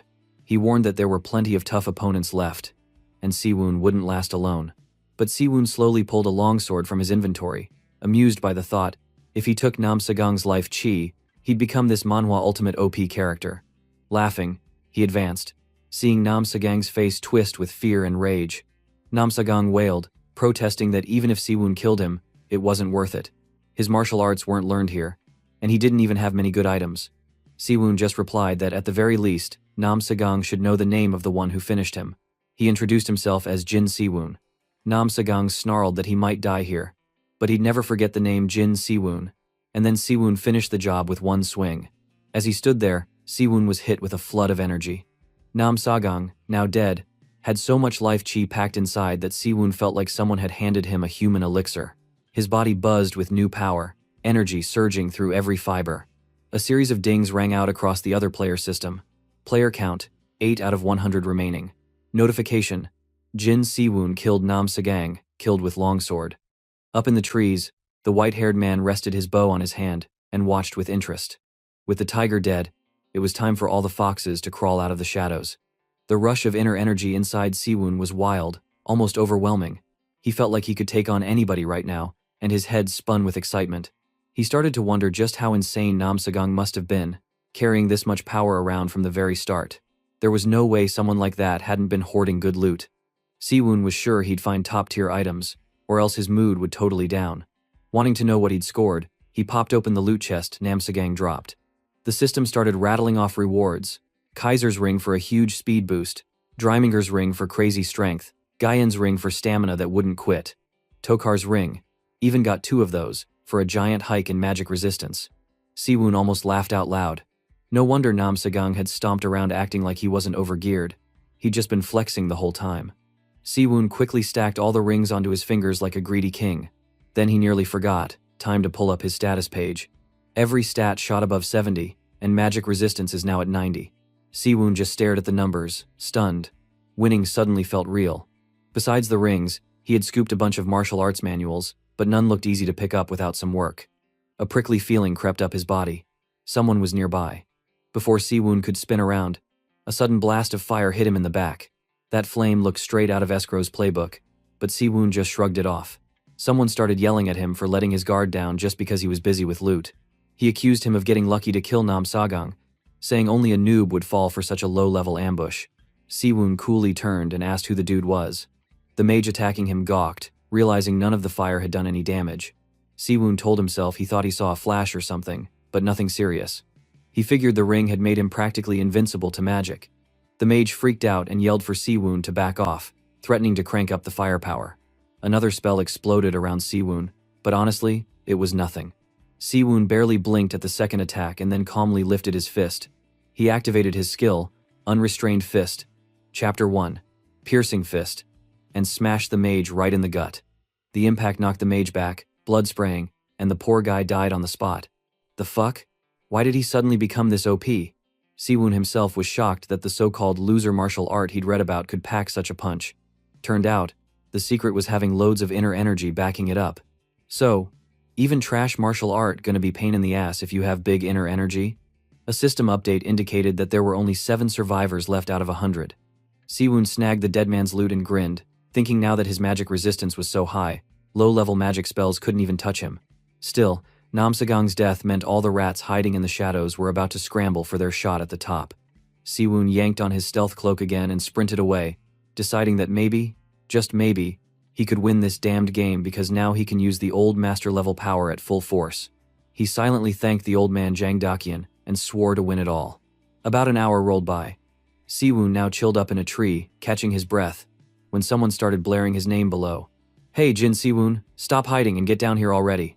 Siwoon couldn't believe how loud this blowhard was, causing a ruckus in the middle of the night. The yelling kept up. "If you aren't chicken, Let's settle it like men. Where are you all hiding? Afraid of me? I'm Stanko, and I'm not running from anyone. Turns out, Stanko was a beast of a warrior, waving around a giant sword. Suddenly, someone fired an arrow at him, but he blocked it. He scowled and shouted, calling whoever tried that a coward and demanding a man-to-man showdown instead. Siwoon, watching from afar, wondered who was sniping at Stanko. Maybe another player. Maybe even someone dangerous. Then, Stanko's mood shifted when he realized only one person could have put that much aura into an arrow. It had to be Zuro-Chana, the legendary divine archer. Sure enough, there was a white-haired guy perched high in the branches, holding a bow. Zuro-Chana coolly asked if Stanko recognized him. Stanko beamed and said of course, the divine archer's reputation was huge among mercenaries. Stanko tried to team up, suggesting they take out Siwoon together. He introduced himself as Stanko, a top mercenary, boasting that Zuro-Chana wouldn't regret choosing him. But in his mind, Stanko thought Zuro-Chana's fame had to be overblown, since the guy looked sorta clueless. He figured he'd close the distance and turn on the archer, since archers always lost up close. Swinging his sword, he told Zuro-Chana to just hand over his loot and die. But before his blade landed, an arrow zipped out of nowhere and went straight through Stanko's head, ending him in a blink. What an idiot guy. Thank God he'd die in just a few minutes on screen. Zuro-Chana dropped a cold line, saying even a lowly dog wouldn't waste time on someone that useless. He didn't need any filthy gear from trash. What he really needed now was to hunt down Jin Siwoon. He'd lost enough time already. Siwoon, still hidden, watched everything play out. With just 6 players left, every single life chi orb was pure gold. He reached out, starting to absorb the leftover energy. Zuro-Chana suddenly turned around, looking at Siwoon's way. Siwoon freaked out. His stealth cloak was supposed to make him invisible to detection magic. How did Zuro-Chana spot him? He wasn't just some shooter, was he? Maybe he had a special skill Siwoon didn't know about. He cursed himself for letting his greed distract him. But Zuro-Chana just looked away, dismissing Stanko's gear as junk and deciding it wasn't worth picking up. He turned, ignored Siwoon in the hiding, and walked off. Siwoon plopped down, realizing just how sharp Zuro-Chana's senses really were. So, that was the legendary divine archer, huh? Looked like Siwoon had found his next big rival. Or should I say, his next target. Night had already fallen, and just like always, Siwoon kept himself close to the outer edge of the shrinking zone. As he dashed along the border, he noticed that the restricted area seemed to be closing in much faster than before. With only 6 people left alive in the entire game, he figured the speed probably adjusted based on how many survivors remained. He glanced around, feeling the pressure even more because there were still 87 days left. Up ahead, Siwoon spotted a wide, open space. He stopped and ducked behind cover, immediately on guard. Fighting here would be loud. He'd risk drawing everyone's attention, which could end horribly quick. Suddenly, a strange noise made him freeze. Out of nowhere, magic blasted toward him from behind, and Siwoon was only able to dodge by a hair's breadth. That hit wasn't random, it was pinpointed exactly at his location. But with his cloak hiding him, the enemy shouldn't have seen him at all. How did they know where he was? He barely had time to think before several more magical attacks erupted right in front of him, bigger and deadlier than the first. There was no way he could avoid all of them. As much as he wanted to avoid a fight, he decided to trust his inner energy and face it head-on. He readied his stance, channeling everything into his attack, and declared his skill, Unstoppable Fist. His punch met the oncoming magic, and, to his shock, he managed to block the full force of it. His strength had reached a whole new level. He was actually more powerful than he thought. Siwoon realized he had to locate his opponent before the next spells came flying in. With one powerful leap, he soared up to scan the area. His sharp eyes caught sight of a figure hiding up in a tree, not too far away. The mage perched there panicked at the sight of Siwoon jumping, and now looked right at him. The guy couldn't believe his massive attack had been blocked so easily, and Siwoon was now headed straight for him. The mage muttered that he had already spent all his mana and called it insane that Siwoon could withstand that much firepower. But the magician suddenly gasped, eyes wide. A blade had stabbed right through his stomach from behind. He stared down in horror, realizing he never even sensed the attack. The assassin behind him stated flatly that, as an assassin, hiding his presence was simple, and his victim should have saved enough mana to cast detection or barrier magic. With that, the mage crumpled to the ground. The system updated again. Survivors is now only 5. The assassin's dark gaze now locked onto Siwoon. He announced that Siwoon must be the famous Jin Siwoon. Siwoon, pretty surprised, asked if the guy knew him. The assassin replied that of course he did. Siwoon had killed the #1 terror, Nam Sagang. At that point, the rest of the players would be hunting hard for him. He said Siwon shouldn't bother resisting, and that no one had ever survived being targeted by him. There'd be no escape this time. He let his twin curved blades gleam under the moon as he lunged. They clashed, Siwon empty-handed against the assassin. The assassin called him slow, and landed a big attack on his hand. But he was taken aback when Siwon didn't get cut in half. He pointed out that Siwon's body was tougher than expected, and maybe that was why Namsagang had lost to him. Siwon privately thought that if he hadn't wrapped himself in internal energy, his arm would have been gone. This assassin was no joke. The killer gave a cold grin, confident that Siwon's death was just a matter of time. He'd never failed a mission in the dark before. Siwon realized that unlike his previous opponents, this one specialized in dirty, silent fighting. When the assassin declared Siwon's end, Siwon blinked as the man vanished right before his eyes. Somehow, Siwon was ready. The assassin appeared at his back, claws ready, but what he hit was only a shadow clone. Siwon had been expecting just this kind of trick. He let the assassin know he'd been tracking his energy the whole time, and that the cloak of hiding put him leagues above the assassin's regular stealth. Caught off guard himself, the assassin shouted angrily, but Siwon didn't care. He reminded the guy that he was the one who just promised to end things, and then promptly backstabbed him, finishing the job in one fast move. With both his enemies now dead, Siwon collected their life chi and looted up. Among the assassin's stuff, he found a manual skill book labeled Shadow Clone Manual that could let him create fighting clones depending on his internal energy. He grinned, glad the assassin never figured out how to use chi. If he had, it probably would have been a nightmare. On the mage's corpse, Siwon picked up Carmen's Eyes, a super high-tier detection spellbook, though his own magic skills weren't up to the challenge yet. No wonder that last spell user managed to see through his stealth. Just then, an arrow whizzed from behind and grazed Siwon's cheek. Damn, why the author never let our boy take a breath. Thank God, our MC's quick reflexes saved him. He recognized who must have fired it, the divine archer Zurikana. In a split second, magic started raining down on him from above, unlike anything he'd seen before. He didn't even know what type of spell it was, just that it was dangerous as hell. Suddenly it clicked. Now it was too late to try escaping. He channeled every bit of his internal energy and prepped his strongest move. Unstoppable Fist. Ultimate Piercing Fist. Launching it with all he had, he managed to smash through the incoming attacks. But a split second later, he realized he was under serious fire, a double-team assault. In the chaos, someone crept up behind him. A voice commented on Siwon's toughness and drove a sword forward, but Siwon dodged. Looking around, he realized with horror that there were actually 3 enemies working together just to kill him.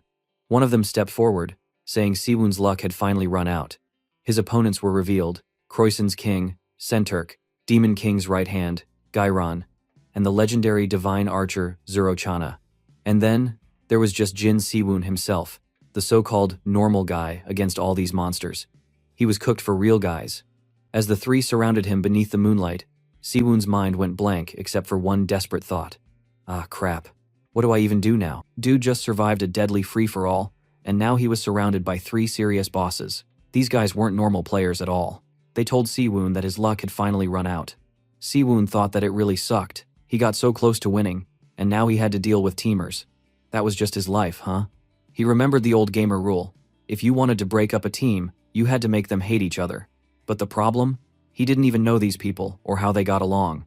Chiron spoke up and said it was good to see Senturk around. Senturk looked at him and asked why some black magician dared to try to talk to a king. Chiron just laughed, saying Senturk should excuse his attitude, but in a game like this, teaming up was smarter to get better loot. Siwon wondered if these guys even planned to work together at all, but Senturk said they should just get rid of Siwon first because he was in the way. Chiron agreed, acting like he was super chill, and stretched out his hand. Feeling this time to slip away, Siwon tried to use his stealth cloak again, and he started to blend with the darkness. Then things got bonkers. A giant, shining golden light started blasting out from Chiron, and it totally blinded Siwon. When Siwon finally opened his eyes, he saw a freaking mini-sun in the air above them. Chiron said there was nowhere for Siwon to hide anymore. Senturk told him that he was smarter than he looked. Siwon realized he never guessed a trick like this was possible, so his cool cloak was basically useless now since it needed darkness to work. Oof. Chiron said he wanted to thank Namsagang for getting rid of that nasty escrow mage. Escrow is his sworn enemy after all. But since he couldn't do that, he'd just follow the rules and kill Siwon as his big performance for the Demon King. Chiron pulled up his left hand and started casting a wild purple tornado called Chaos Blade. Siwon remembered another gamer tip. Most mages kind of sucked when things got close and messy. If he could get right up in Chiron's face, Maybe he could stop all this magic. So he ran forward, totally ignoring the flying attacks, and wrapped his whole body up with internal energy to survive as much as possible. Bro ran right through the spell storm, getting cut and beat up so bad that his magic cloak was beyond busted. Now he couldn't even hide or use any of its powers. He felt his body protection almost breaking, and now he had nothing to cover him. Chiron looked at the mess he just made and said Siwoon should be turned into dust by now. But Siwoon wasn't done. He fired up his skill, Unstoppable Fist, and stomped forward, totally dripping with blood but not stopping. Dang. Our guy looked like a horror movie star by now. But he just didn't care. Chiron said that Siwoon was nuts and should seriously quit, then shot up more magic from the ground called Chaos Dead Man's Hand. Siwoon felt that this mage was a total boss compared to the last ones he fought. He smacked his shadow clone spell, and those clones started eating the damage for him. Seeing that technique, Chiron couldn't believe Siwoon even had shadow magic now. What the heck? But Siwoon said that this was his win, and it was time to end it. Chiron tried to scream for a shield, but before he could, Shenturk just smiled, activated his piercing aura, and stabbed straight through Chiron's chest, zapping Siwoon too. These guys went for the double kill move. Crazy, man. Shenturk started bragging that kings shouldn't act so fake polite, and that winning was all that mattered for him. He never promised to be real teammates for Chiron anyway. Dude, this Escanor copy from 7 Deadly Sins is so trash. But still, he thanked Chiron for taking out the trash before the message popped up saying Chiron was dead. Now, it was just Shenturk, Zurochana, and Siwoon left. Shenturk turned to Zurochana and started talking about how he used to make lots of trouble for his army, but how funny it was that he ended up helping him like this. And those two just laughed at each other. Siwoon started to feel really mad, and then, with his last energy, he blasted a punch and absolutely destroyed Shenturk's clock. Dude went spinning so hard that even his king armor fell off, and he tumbled off the cliff right under Zurochana. Siwoon thought he had finally killed that muscular guy. He panted like he'd just run a marathon and thought, wow, so he really made it up here onto the big stage. Zurochana, the crazy archer, said he thought Siwoon died from that last sword stab, but guessed it must have been a clone. Siwoon told him to zip it and get ready to fight, because he was still hungry for action. But Zurochana just rolled his eyes at these impatient people. He said it looked like he had another score to settle with Shenturk first. Shenturk was still alive, but dude was not happy. He yelled at everyone, feeling real salty that his fancy armor had been smashed to pieces. He whined that it was made by a super famous blacksmith, so how could anyone break it? Siwoon thought Shenturk was complaining too much, and asked if they were going to attack one by one, or just try to gang up on him again. Shenturk said Siwoon was going to regret making him get serious. Suddenly, Shenturk moved so fast that it left an afterimage like, "Bro was teleporting." Siwoon whispered to himself that this dude was crazy quick. In a flash, Shenturk closed in and stabbed Siwoon's arm with his rapier, aiming right for the joints. He said there was no way anyone could beat his speed, and now Siwoon wouldn't be using that arm, since his moves needed both hands. But Siwoon wasn't the type to just give up, not after surviving all this garbage. So he decided to trust the power still burning inside him. He gritted his teeth and smashed down, breaking Shenturk's sword with his freaking bare hand. Dude! Siwoon just turned the whole fight upside down. Shenturk totally lost it. He yelled about how dare anyone destroy his lovely rapier. But Siwoon wasn't done yet. He grabbed the remains of the rapier stuck in his arm, channeled the Black Star arts, and just chucked it back at Shenturk, managed to slice the guy's cheek. Bro, Shenturk cared about his looks way too much because he freaked out, asking how Siwoon dared to mess up his face. Siwoon was not about to fight injured, so he whipped out a healing scroll, ripped the thing open, bam, his wounds closed right up. Shenturk stood there fuming, shocked that Siwoon planned to keep this struggle going forever. He started to reform a new blade using pure aura. Now, he said, Siwoon actually forced him to use his real skill, the aura blade. He finally acknowledged Siwoon as a true pain. Siwoon just grinned to himself, thinking that since his arm was all patched up, he could get serious too. So what did our guy do? He made a shadow clone. Actually, he dumped every drop of internal energy left into the skill and created a full shadow clone army. Shenturk rolled his eyes and complained that Siwoon's tricks were so annoying, but he told him the winner would still be him in the end. Siwoon fired back, saying they better brace for what was coming next, because now he was totally serious. Up on the cliff, Zurochana was just chilling, watching all this madness, and even said that these two needed to hurry up and die because he was bored now. Only 3 players left, and the last round was bananas. Both of them knew time was short. Shenturk's aura blade could only last 2 minutes, and Siwoon was almost out of internal energy. They were both running on empty and desperate to finish this before they ran out of steam. Suddenly, everything sped up.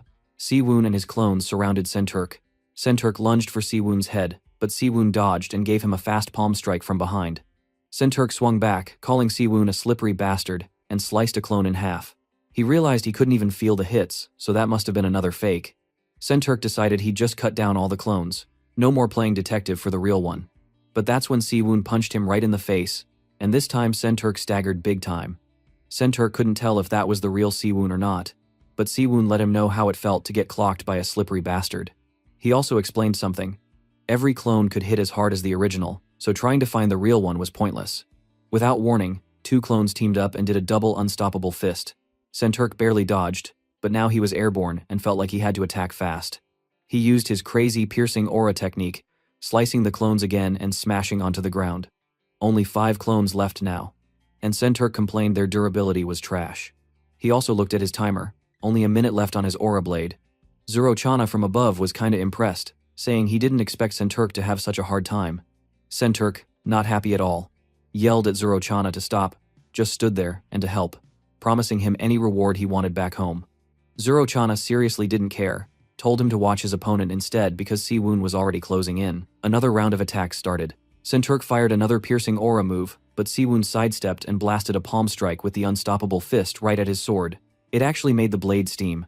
Siwoon guessed Senturk would block, but it still shocked him how tough Senturk's aura power really was. Senturk shouted this was his win, then pierced straight through. Blood exploded out as he stabbed what looked like Siwoon's chest. But, surprise, that was a clone. Senturk was beyond annoyed, saying this fight was totally ridiculous, and muttered about how Siwoon had been making a total fool out of him the whole time. At this point, Senturk lost it and started laughing like a maniac. He said he didn't even care about winning anymore, he just wanted to tear Siwoon apart. Up above, Zurochana joked that this was the king of madness now.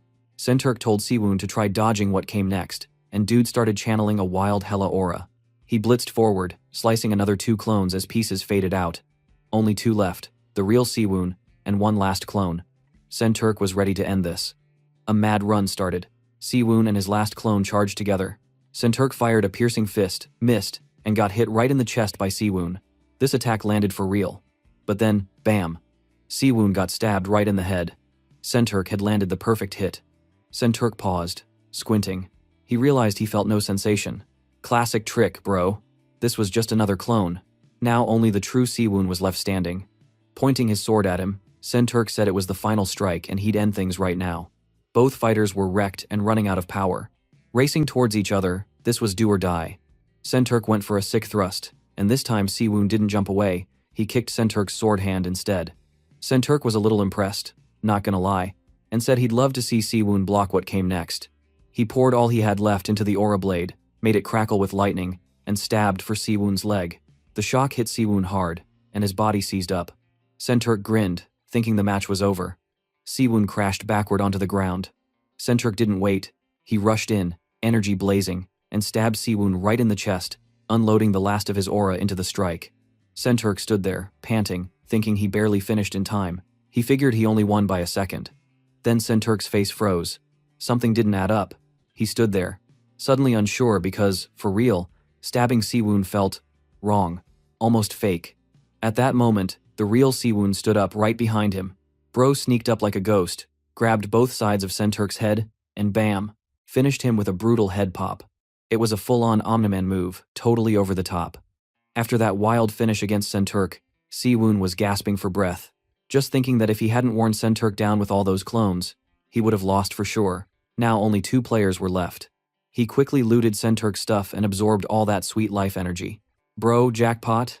That much power was more than he'd ever gotten, except for when he took down Sagang. With Senturk's skills and loot, Siwoon finally felt ready for Zurochana. Zurochana didn't hide how surprised he was. He admitted he never expected Siwoon to beat Senturk.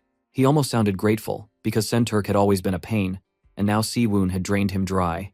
But right away, Zurochana decided that Siwoon's stubborn fighting spirit had earned a proper ending. He said he would honor Siwoon for that, then shot out an arrow and flew into the air like some kind of anime boss. Siwoon was loading up on that fresh life energy, but he was focused. He watched the arrow zip straight for him and dodged with another shadow clone leap, jumping from the ground to chase Zurochana up the cliff. Zurochana grinned, saying Siwoon was back to using those annoying clones, but he fired another arrow right past the clones, nailing Siwoon in the leg. Dang. Siwoon fell hard. his clones fading away around him as he crashed to the floor. Zorochana landed right beside him. Siwoon yelled, "No!" as Zorochana let out another arrow, blasting Siwoon's hand. And then the other hand. Siwoon gasped, asking how Zorochana was finding the real him every time. Zorochana said it wasn't anything special, just a lucky guess. Dang, what a bullshit. Luck. I know he has some kind of a really broken skill. Zorochana then gave Siwoon props for making it all the way to the end. But Siwoon shot back that Zorochana should just save his respect for the dogs. But it didn't matter. Zorochana let the next arrow fly, and Siwoon felt it punch right through his skull. Dude, that was it. Siwoon officially died, and Cloyd's survival was over. His body faded away, leaving just a treasure chest behind. Time started to slow, and Siwoon's thoughts lingered as he saw the message confirming that the game ended. He sighed, thinking it sucked to do all the work and then lose the biggest prize. But at least he did mess up Sagang earlier. The game system congratulated him for reaching the top 2, which meant he qualified for the next one. Siwoon still couldn't believe there was actually a round 2. Then the numbers popped up. With kill bonuses and everything, he had earned 140 coins. Siwoon wondered what the coins were for, but right away he saw he could use them to buy back any items he got during the game. Every single item had its own price tag. He thought that was a super cool feature, even if it made his brain hurt a little. The Shadow Clone skill alone cost 130 coins, and he groaned at how expensive that was. Suddenly he realized there was also a bonus for the top 5, a roulette spin for a random item. Since he was the runner-up, he got to spin it twice. Gotcha time, bro. Siwoon really hoped for either the Cloak of Hiding or the Shadow Clone skill, just to save his coins for something else. He watched the wheel spin, crossing his fingers and yelling for it to stop at just the right moment. On the first spin, he got Escrow's necklace, a cheap drop. Bro was salty, thinking his loot luck was trash after all that work. That thing is literally the cheapest item here, but he had one more shot, so he started begging any god out there to cut him a break. God, Buddha, Allah, doesn't matter. Just give him something nice. Bro, he was like me every time I do gacha for real. The second spin zipped through options, Subspace Ring, Black Star Key, but finally, it landed right on Shadow Clone. He lost it, screaming in joy since that skill alone was worth almost double the coins he got. Finally, some plot armor came through for our man. If I am there, I am sure I will get another trash item again. Drop a comment if you guys understand my feeling. After picking his loot, the system let him use whatever coins he had left to shop for even more goodies. But honestly, there were so many tempting choices, it took forever to decide. At last, he made his picks, bought what he could, and closed the deal. The system voice congratulated him, wished him good luck, and said he would now be transferred back. Suddenly, there was a flash of white light. Siwoon was back in an alley in Korea. For a second, he just stared around, surprised to be home again. Dude could not believe it. He looked down and saw the subspace ring from the game still on his finger, so it hadn't been a dream after all.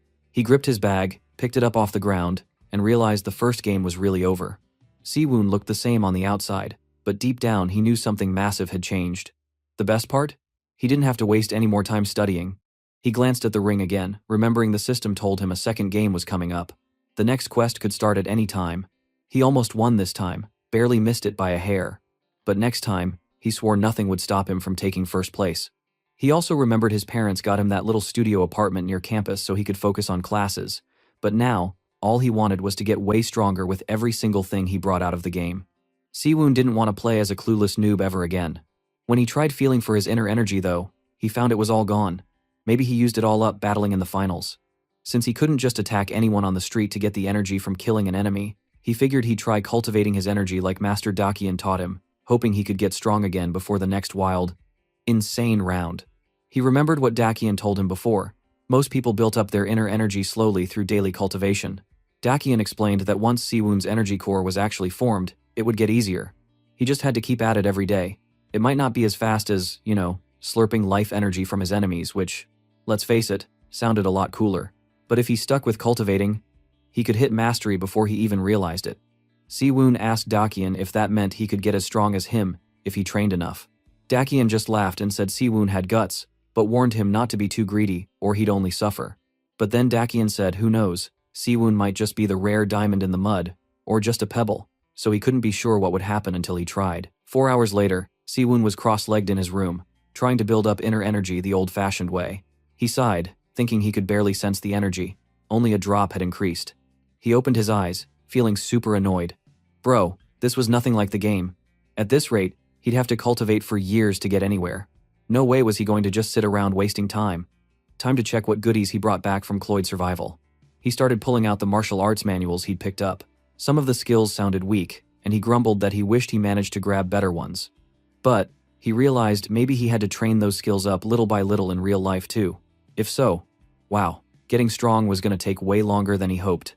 Just then, the manual flashed and asked if he wanted to learn the skill.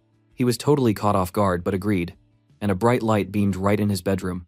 Suddenly, Siwoon found himself practicing the unstoppable fist moves in his room. He noticed it was way weaker than in the game. No surprise, without his energy all filled up. But it was definitely the real thing. He started checking what else was in his loot bag. He pulled out Escrow's necklace, remembered it was supposed to be made out of pure gold, and gave it a chomp. Yep, it was the real deal. He joked that if it really was worth 10 million won and only cost him 1 coin in the game, grabbing just 10 of them next time could set him up with 100 million. Some items might have sucked inside the game, but here in the real world they were pure gold, literally. After that, he pulled out a vial of refined troll's blood that's supposed to guarantee health for a year if someone drank it. Siwoon thought if he could sell that to some desperate rich guy, he'd name his own price. He started to realize Cloyd Survival could be the biggest opportunity of his life. He grinned, thinking about all the possibilities. Suddenly, his stomach grumbled. The only thing he ate during the game was jerky, and now his belly was seriously complaining. He decided it was definitely time for some proper food. Siwoon went out to Grandma's diner for a meal set. Bro, this place felt like heaven after all that dried meat.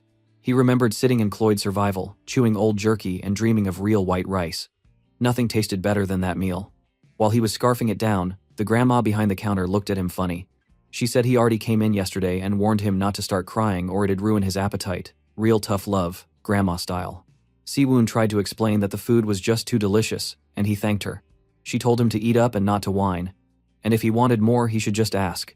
Classic. While eating, he realized something important. Time in-game wasn't the same as in real life. That was useful info. After finishing his food, he thanked Grandma and left, feeling 10 times more human. When walking, Siwoon wondered how long until the next round started. He needed to recharge his inner energy, and he still had other items to try out. He pulled out the Ring of Strength and slipped it on, curious if it would work here. Right away, he felt all light and powerful. For fun, he gave a crouch and launched himself into the air. Bro flew over the rooftops like Superman. He landed and right away got worried someone might have seen. If news got out, it would be a huge headache, for real. He thought about how, if things worked this accurately from the game, he'd have to build up his energy before using the coolest items. But it was just too tempting, dude. Next, after coming back to his room, he opened his subspace and took out the Elixir of Insight, the most expensive thing he'd bought in-game. In the game, drinking it would stop him from moving for 3 hours, and it felt like his insides were burning like crazy. He wonders what the effect is now. So he popped the cork and gulped it down. Instantly, fire exploded through his body. His eyes lit up, the bottle dropped, and he was stuck there, burning up on the inside. 3 long fucking hours are now ticking for him. Outside, people noticed something was seriously weird. Smoke was rolling out of his room. People complained the walls were getting too hot, and someone went to knock on his door. The handle was so hot it nearly scorched their hand. A grandma called the cops and argued about whether they should call the fire department instead. But the grandma told an officer she had never seen anything like this, way hotter than a normal heater. Maybe a real fire or something. One guy touched the door handle, yelped, and admitted it burned like crazy. The cop called out loudly, announcing that they got a call about the heat and asking if anyone inside needed help.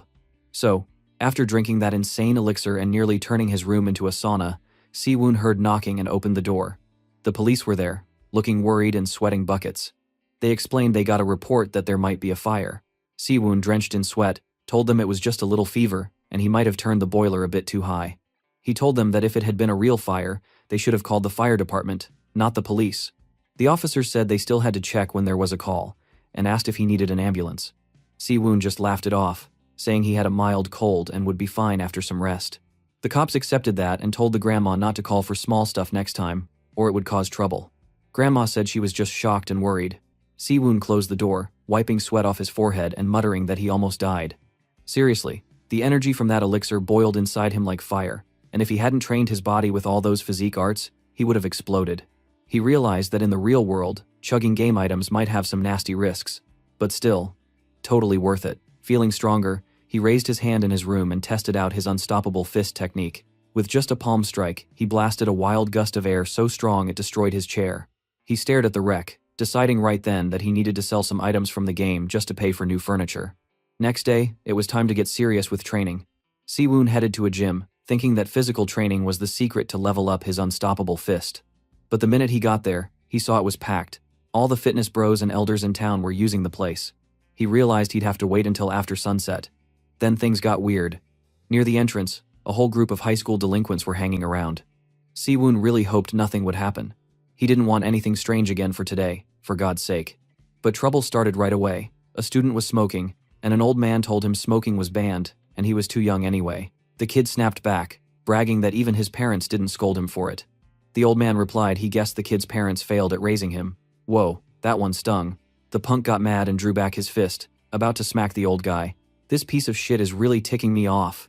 Out of nowhere, our MC kicked the punk in the face so hard, he went flying through a table and ragdolled to the ground. Siwoon was annoyed. That brat deserved that. He said even if the elderly person was rude, you didn't just hit him in public. While the kid's friends checked on him, they called over another guy named Minshik, who looked like the boss of the group. Minshik swaggered over, staring Siwoon down, and asked if he wanted to die. Siwoon really didn't need any of this but tried to explain.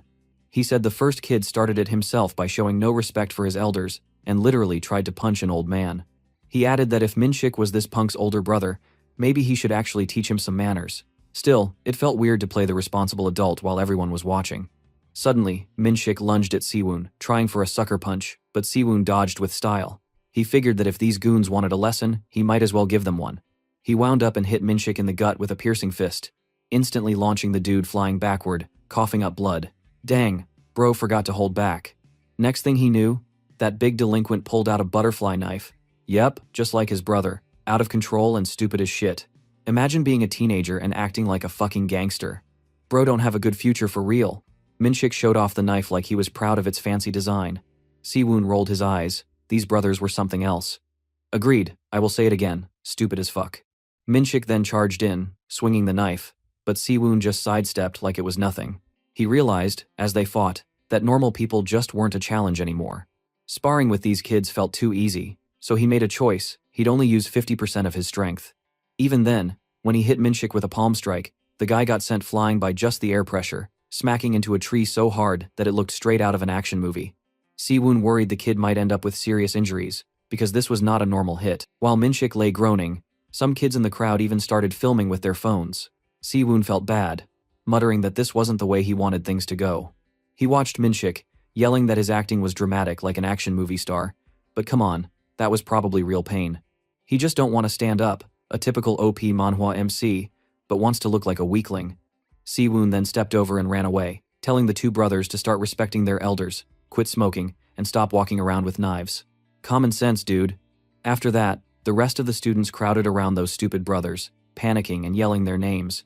The dude wasn't waking up, so some kids even thought he was dead. Siwoon was thinking hard as he sprinted away. He realized showing off his skills on regular people was a terrible idea. If anyone really died, he was toast for life. Even though he learned the techniques easily after the game, he had to figure out how to really control his strength, and maybe get some normal training in too. Because otherwise, things were just going to spiral out of control even more. So, back home he went, determined to get his skills under control. No more street brawls with clueless delinquents. A whole month later, Siwoon was found right where you'd expect, cross-legged on the apartment floor, eyes closed, still trying to circulate his inner energy. Dude was really grinding. Out of nowhere, his phone rang and snapped him out of his meditation. It was his mom. She asked if he had eaten, and Siwoon just told her he had, even though he was probably running on instant noodles and stubbornness again. She told him she was worried because he hadn't been answering earlier and asked about the academy he enrolled in. Siwoon lied and said it was fine, because, come on, how was he going to tell his mom he was leveling up with martial arts, not calculus? Then she switched the topic and said something that made Siwoon freeze. His father had been in a car accident. She explained his dad was out making deliveries when someone ran a red light and rammed into him, and he needed surgery. The cost was huge. Even with insurance, they weren't sure how to cover the bill. She sounded super apologetic, asking if he maybe had any of his allowance left, and Siwoon tried to act calm, asking how much they needed. It was between 1 and 2 million won. Siwoon told her not to worry, that he'd find a way. She kept apologizing, feeling guilty for piling it all on while he was still studying, but he said it was fine and promised to call back. After hanging up, Siwoon sat quietly, thinking about how his parents lived their whole lives hustling just to survive. They bounced from one tiny rented apartment to another, and his dad always took whatever job he could get, even as he got older and wore himself out. Si-woon honestly felt like he'd just been the useless child who never helped, just drifting along. He hated that, and he refused to be that kind of burden ever again, so he made his move. He went straight to a jewelry store, clutching Escrow's gold necklace from the game. The woman behind the counter said it looked like it was made with crazy skill, but it didn't seem local or modern. Si-woon just bluffed. It was a family heirloom that had been passed down for 5 generations. The woman said the style was super old school and asked if he really wanted to sell it. Si-woon admitted he needed the money for his dad's emergency surgery and that he knew it wasn't the best way, but he was really desperate. She asked if he had a certificate, but when he didn't, she just gave him a polite smile and said goodbye. "Nah, that's too sad, bro. I am joking." She said she could only pay less because there is no certificate. Still, after selling the necklace for quick cash, Si-woon checked his phone and realized gold prices were pretty high these days, even without the document. After sending most of the money to his parents, he saw he had enough left to get by himself too. He did wonder if he'd undersold it since the lady looked so hyped, but whatever, helping his family came first.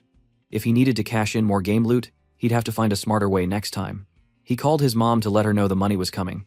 She freaked out, wondering if he had taken some shady loan or something, since he didn't even have a real job. He just made up a story, saying it was army savings, and told her not to stress. She and his dad kept apologizing, but he told them he'd visit soon and not to worry.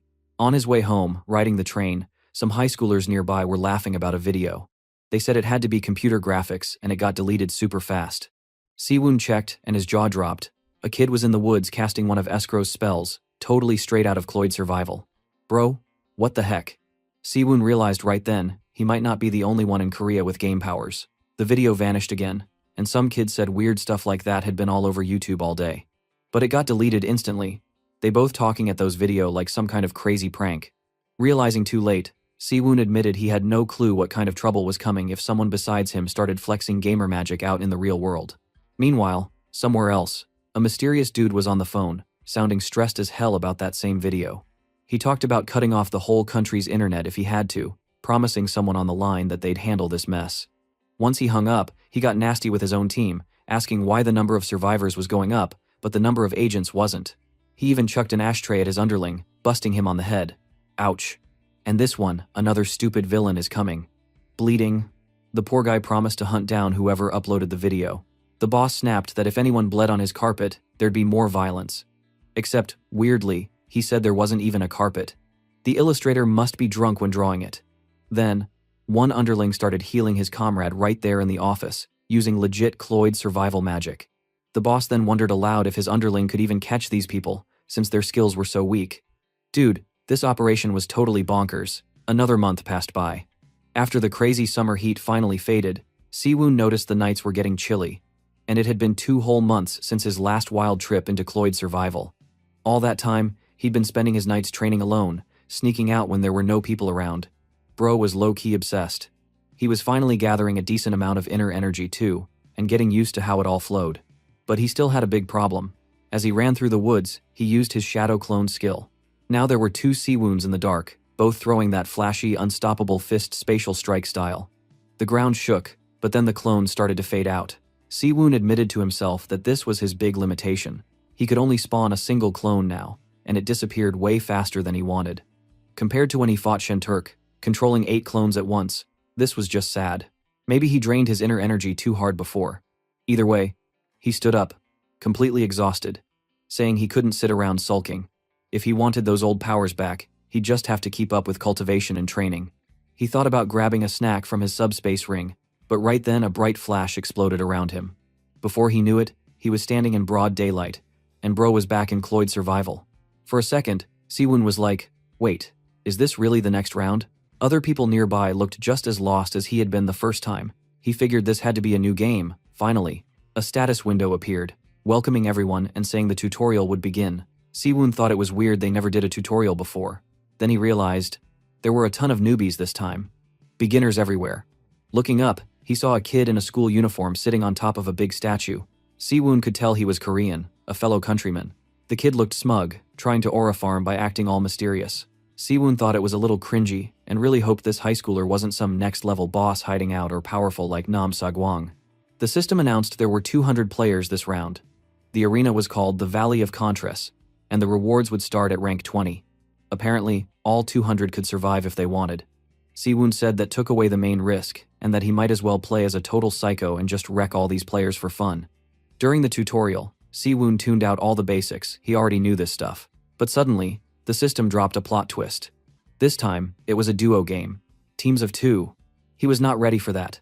The system told everyone to find a partner and register the duo. If you didn't team up in 5 minutes, you'd be forced to go solo, which was kinda brutal. Siwoon realized that with so many people, this made sense. Still, picking a random partner was wild. You could end up with someone awesome, or get stuck with dead weight holding you back. He eyeballed the high schooler from before, thinking that kid didn't act like a noob, maybe he'd make a good partner. But when Siwoon looked up again, the statue was empty. The kid was already gone. Dang. Rushing around, he asked person after person to be his duo, but everyone had already paired off. Again and again, he got turned down. Time was running out, and there was nobody left who didn't have a team. Siwoon sighed, thinking, fine, if he had to, he'd go team solo and just crush anyone stupid enough to get in his way. He announced to himself that whether he was fighting solos or duos, he would just take them all down. This time, survival was guaranteed. Well, for everyone except whoever screwed with him. The map was different now. All sorts of small villages were scattered around the valley, prime spots for hunting and looting. Siwoon picked one as his landing zone and started gliding down, determined to hit the ground first and knock out any players who landed after him. Feet hit dirt, and instantly Siwoon checked his surroundings. There were already 3 teams coming down nearby. He sprinted toward the nearest building. All business. He thought back to how, after the first game, he replayed every move in his head 1,000 times, running solo training simulations and waiting for this exact moment. Bro was ready. Not far away, a confused dude stumbled around in the woods. He was looking for his friend James, feeling weird and nauseous. Siwoon wasn't feeling chatty. He snuck up behind, then smashed the guy with a spatial strike. The player gaped at Siwoon, asking why he was attacking. But Siwoon wasn't here for a chat. He announced that this was one down, swung with his fist, and used bone shatter right in the guy's gut. The poor dude spat up blood like a faucet. The game window pinged. This opponent was knocked, not dead. He needed a finishing blow before the guy's teammate could revive him.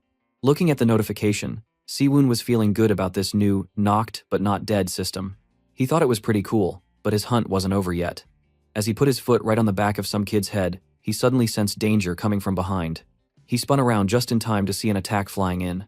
James, the teammate, was charging at him like a bull. Siwoon dodged, but James, all muscle and metal, slammed him with his shield. Siwoon was almost knocked off his feet and realized, yeah, this dude was super strong. James shouted, asking if Siwoon was the one who hurt his teammate. Siwoon picked up right away that this guy was close combat only. Big trouble. He remembered that unstoppable fist was a barehanded style, so dealing with weapons like swords or spears was always the real challenge. In real life, nobody punches with a sword. Thankfully, he prepared his technique for this exact moment. Well, he only ever practiced this stuff through imagination and shadowboxing, so now he was both nervous and kind of hyped. He even caught himself smiling. Dude was about to test it for real. James powered up, ready to smash him, but Siwoon shifted all his weight onto his back foot and pushed forward. At the last second, he used a counter technique and let the attack slide off. With a smooth move, he knocked James's hand sideways, totally throwing off the attack. James was stunned, shocked that Siwoon could dodge and counter him that fast. Siwoon spotted a gap in James's armor and instantly went for it, slamming his palm into James's chest with a spatial strike. Blood exploded out, and James stumbled back, dazed. Siwoon rushed in, grabbed his head, and kneed him in the face so hard that his helmet shattered. James hit the ground, knocked out cold. Siwoon didn't stop. He stomped right on James's head, killing him and turning him into mist. He thought to himself that absorbing life chi like this was insane. Cultivating back in the real world felt slow, but one fight here? It made him feel supercharged already. He realized there were still 4 people somewhere nearby, so time to get moving. Just then, an arrow zipped in. Siwoon ducked at the last second, eyes wide. He tried to follow the path of the arrow, and realized it must have come from a house in the village. Another arrow flew right at him, just grazing his cheek. He wiped away the blood and muttered about these snipers always coming at him. Now arrows just kept coming, and Siwoon was forced to dodge again and again, bolting for cover behind a tree. He guessed this archer wasn't Zero-Chana level, but they were still seriously accurate. He wondered if the archer was solo or if their teammate was lurking somewhere still.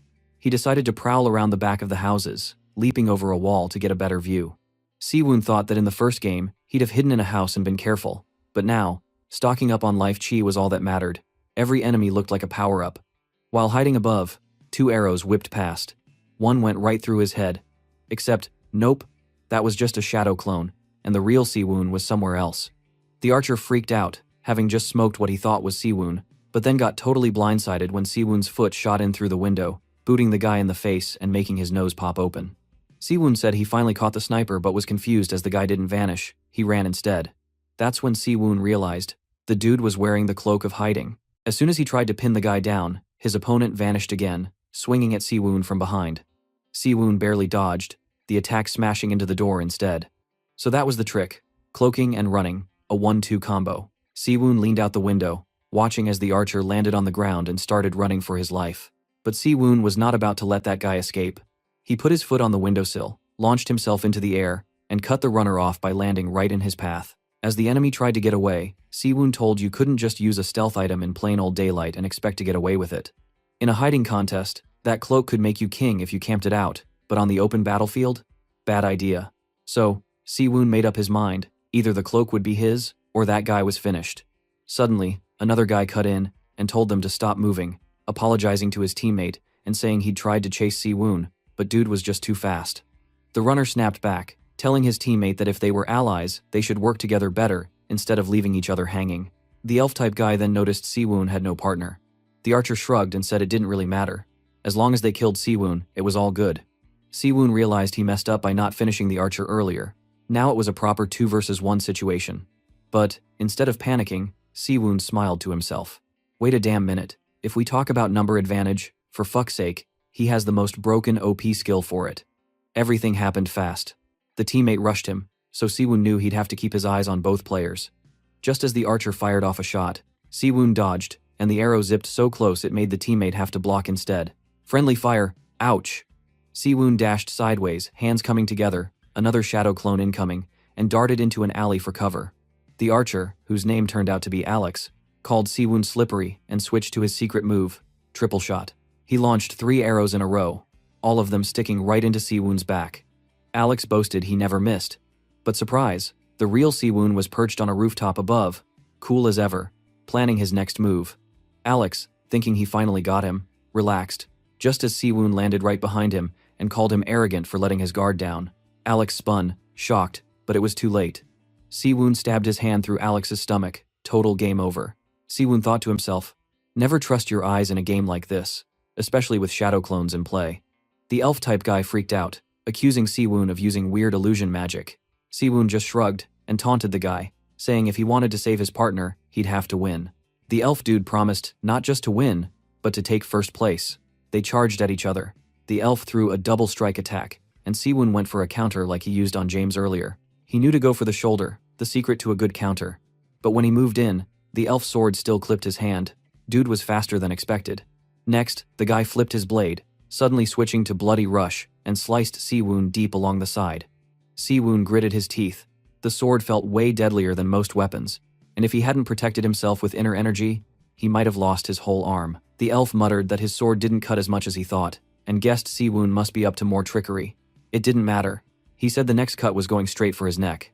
Siwoon realized if he couldn't finish this in one hit, he'd have to risk a counterattack. He decided to try something new. Instead of watching his opponent, he closed his eyes and focused on the guy's energy and killing intent. He'd spent 2 months mastering inner energy since he learned it from Master Dakian, so now it was time to see if he really had that rare talent for it. If he wanted first place, he couldn't be stuck forever on that level. The moment Siwoon opened his eyes, the elf's ultimate attack was already flying, but Siwoon had already caught his arm, slammed the guy's head straight into his own blade, and pinned him. The elf, whose name was Carl, could barely believe it. Siwoon realized he'd just smashed through his own limits and reached the next level. Carl pleaded for mercy, but Siwoon finished him off. Now, the game flashed. 196 players left. Siwoon breathed out, feeling the rush from all the life energy he gained. Carl is strong enough, so the boost was massive. Then Siwoon found a recovery scroll, happily used it, and started patching up. He took Alex's cloak and shook his head, disappointed it got messed up in the fight. If he wanted to use it, he'd need a special craftsman, or maybe a rare scroll to fix it. But the loot train wasn't over. He also scored a lightning-struck cottonwood bow, a weapon that could fire arrows with a little bit of lightning zap, and the multi-shot skill book, which taught him to shoot multiple arrows at once. He realized Alex wasn't even a real archer. He just snatched the skill like Siwoon did. He tried it for himself. Bam! Multi-shot worked perfectly. He grinned, saying it beat his old crossbow. This round was looking up. Siwoon checked the area and figured there was one team left in his territory. But he decided to rest and keep farming first. The village houses he searched were loaded with junk, and he wondered how the cloak guy even got so lucky finding an S-tier item in a dump like this. Right then, he noticed something new. A giant tower in the town center. In Siwoon's experience, towers always had the good stuff. He raced for it, closed the door behind him, and started heading up. He hoped for some awesome item, like another cloak or maybe a ring. But after searching every floor, he felt scammed. Nothing but empty old space. Frustrated, he punched the wall, muttering that sometimes things in the game went your way. Sometimes they just made you want to rage quit. Still, he glanced out the window and spotted the last remaining team in his zone. They were totally relaxed, farming items, not a care in the world. Luckily, he watched as they pointed up toward his tower, assuming it was empty. One of them told his buddy Kilroy that the closed door meant no one was inside. After that, they laughed happily to find a healing scroll near the entrance. From above, he realized he'd accidentally left a healing scroll while looting, and thought if these guys got hyped about something as basic as a healing scroll, there was no way their gear was special. He grinned. Maybe the junk laying around would finally come in handy as a trap. Ready to drop in WWE style, Siwoon thought. If these dudes think a healing scroll is jackpot loot, they're about to learn what a real jackpot looks like. His fist falling from the sky. Siwoon dropped out of the sky, landing so hard it shook the street. The mage looked up, saw Siwoon's shadow, and started to panic. Siwoon smiled to himself, thinking if this mage was actually any good, he'd have thrown up a barrier right away. But he didn't. So Siwoon just dashed up and socked the mage right in the face. The mage totally freaked, wondering where the heck Siwoon even came from. Siwoon figured he would end it quick and warned the guy that the next punch was going to do it. The green-haired mage somehow snapped out of it and tried to cast a big spell, Escrow's Flame. Fire roared toward Siwoon, but he just dodged it easily. The real problem? The axe-wielder partner was right in the blast zone and got roasted by his own teammate's spell. Dude started screaming, yelling at the mage for frying him. The mage apologized, saying he didn't mean to, but now the two were blaming each other while Siwoon just watched, almost laughing. Axe-wielder, still fuming and smoking, decided if Siwoon didn't have a teammate, it would be easy to jump him. The two started plotting to finish Siwoon off, but Siwoon was already moving, dodging out of the way as the axe-wielder came for him. This guy chased him like a madman, swinging that huge axe around. But Siwoon, quick as ever, dodged again, just in time for the axe to swing straight past him and chop the green-haired mage instead. Insta-kill. The axe-wielder froze, staring in horror at what he just did. He tried to say it wasn't intentional, blaming Siwoon for dodging. Classic. The mage asked his teammate to just help him out by pulling out the axe, but instead, Siwoon delivered a crushing strike, exploding his head. Siwoon thanked the axe-wielder for letting him get the last hit, because you gotta secure that loot, right? The axe-wielder exploded with anger, ripped off his chest plate, and shouted about getting serious now. Siwoon just thought maybe it was some speed hack. Dude probably had a weight debuff on his armor or something. Either way, axe-wielder looked even more like a proper brute now. The fight got wild again. The axe-wielder slammed his fist into the ground, busting up the street, but Siwoon was already airborne, dodging with a straight kick that sent the big guy flying. Axe-wielder got up, chest glowing with a red aura, and yelled that Siwoon couldn't stay in the air forever. Then he charged with some wild red energy sword, swinging like a boss. Siwoon admitted, even with all the trash talk, this guy was super strong. But he wondered if the axe-wielder actually thought sheer strength alone was going to catch him. It was shadow clone time. While axe-wielder focused on fighting Siwoon's clone, the real Siwoon slid to get out of the tower. Axe-wielder yelled about even worms fighting back, swinging around all crazy. Suddenly, Siwoon from outside pointed out that the axe-wielder's wild swings almost chopped the whole building in half and wondered out loud, what if he knocked down the rest? Then he kicked the busted wall, dropping the whole thing right on top of the axe-wielder. The guy went from tough to terrified real quick, yelling for someone to save him as rubble crashed down all over. When the dust settled, Siwoon just stood there and wondered who actually got the kill if a building finished the fight. He worried for a second that maybe he messed up his own rewards, but, lucky him, the system made a chest appear anyway. Problem solved.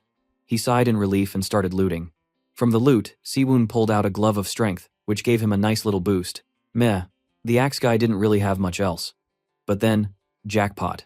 From the mage's loot box, Siwoon found a magic explosion scroll, a cursed brooch, a philosopher's stone, and a fragmented secret manual that needed collecting. Nice haul, dude. He was like a golden goblin for real. And it was time to bounce. No point sticking around after making that much noise. Siwoon threw on a new mage's robe he found, didn't block much, but at least he wouldn't get wet in the rain, then noticed the map's playzone was shrinking. Early landing meant there were probably a ton of players on the far side. Siwoon marked the map center and speed ran his way over, moving way faster than last time thanks to all the Qigong practice. That's when he found himself in a weird forest with red leaves. The system pinged a tutorial. He'd entered a monster spawn zone. On this map, monsters would pop up in certain spots, sometimes even massive boss monsters, and they dropped rare loot if you defeated them. There were also buff monsters that could power you up temporarily.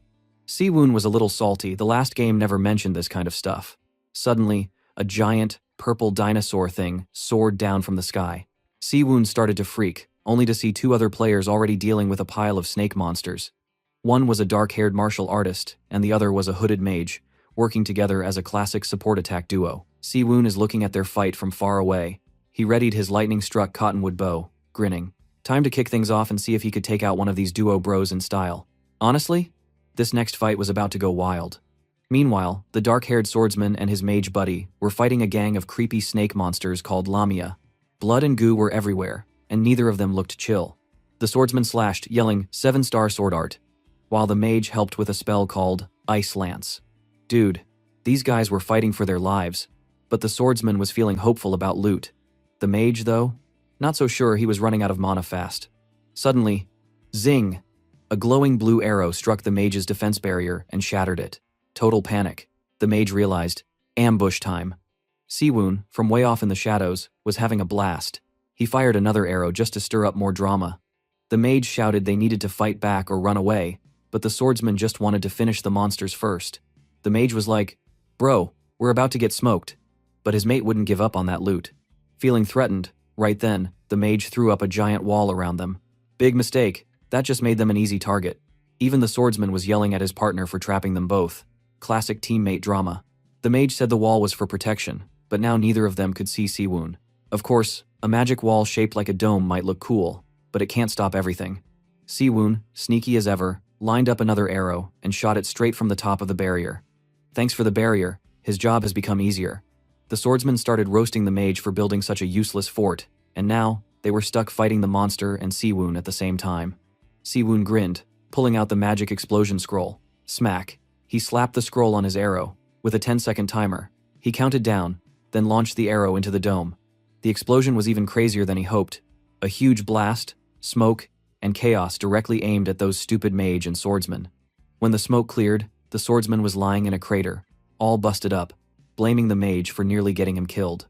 Suddenly, Siwoon was standing over him, arrow aimed right at his face. The swordsman stared up, wondering what just happened. Siwoon, still grinning, said he owed the mage a big thank you for making this so easy. The swordsman knew he's gonna die soon, and joked about how picking the right teammate was a real skill, and then laughed sadly, admitting he still had a long way to go. Siwoon finished him off, then noticed loot chests popping up nearby. Checking the loot, Siwoon found the 7-star Cultivation art manual, the big technique behind all that swordsman's flashy moves. The system even asked if he wanted to swap his current martial physique arts for it, but Siwoon thought, meh, not his thing. He already mastered his martial arts, and that's kinda OP on its own. Equipping another martial arts now is a big gamble. Other drops included Tokar's ring, which gave big magic resistance, probably how the mage survived the first blast. Thankfully, the mage chest was also there, and he shouted happily to find another escrow's necklace. He could sell this shit again, and get money. He also found Ice Lance Grimoire, a high-level spell, way too OP for someone still training magic basics like him. Then, the Lamia monsters started wriggling again. Yet somehow, Siwoon could finish them off easily. He checked their drops, curious if these monsters gave out extra rewards. It paid off. He picked up Tears of Lamia, some weird magical item for crafting, plus Tyron's necklace, which could make him a little bit quicker. The necklace seemed decent, but he had no clue about the magic tears, so he pocketed them for later. Needing a breather, Siwoon finds somewhere safe, meditating and plotting. He figured, in games, boss monsters could be game changers. If this map had a boss, beating it might give some busted buff or item. So, he set 2 goals. Find out if he was strong enough to solo the boss, and see if anyone else had the same idea. Next day rolled around, day 2-inch Cloyd survival. The system announced the count. Only 139 out of 200 left. Siwoon figured, hey, 8 kills in one day wasn't too shabby. His only plan? Head for his marker at the center of the map and see what popped off.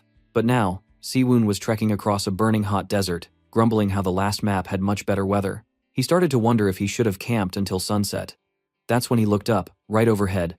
A giant bird shadow swept across the Sunday. If he was right, it had to be a supply drop. The massive, colorful bird dropped a big supply chest. Siwoon bolted for it, no hesitation. He grabbed it, and a system message warned that for the next 6 hours, his location would be revealed every 30 minutes by a red light. Siwoon decided it was time to risk it for the biscuit. No punishment for failure in this round, anyway. He cracked the chest open, and it blasted him with brilliant blue light, wrapping him in wild energy. Seriously, things just kept getting wilder for Siwoon. And the next round? Bro, it was about to go next level.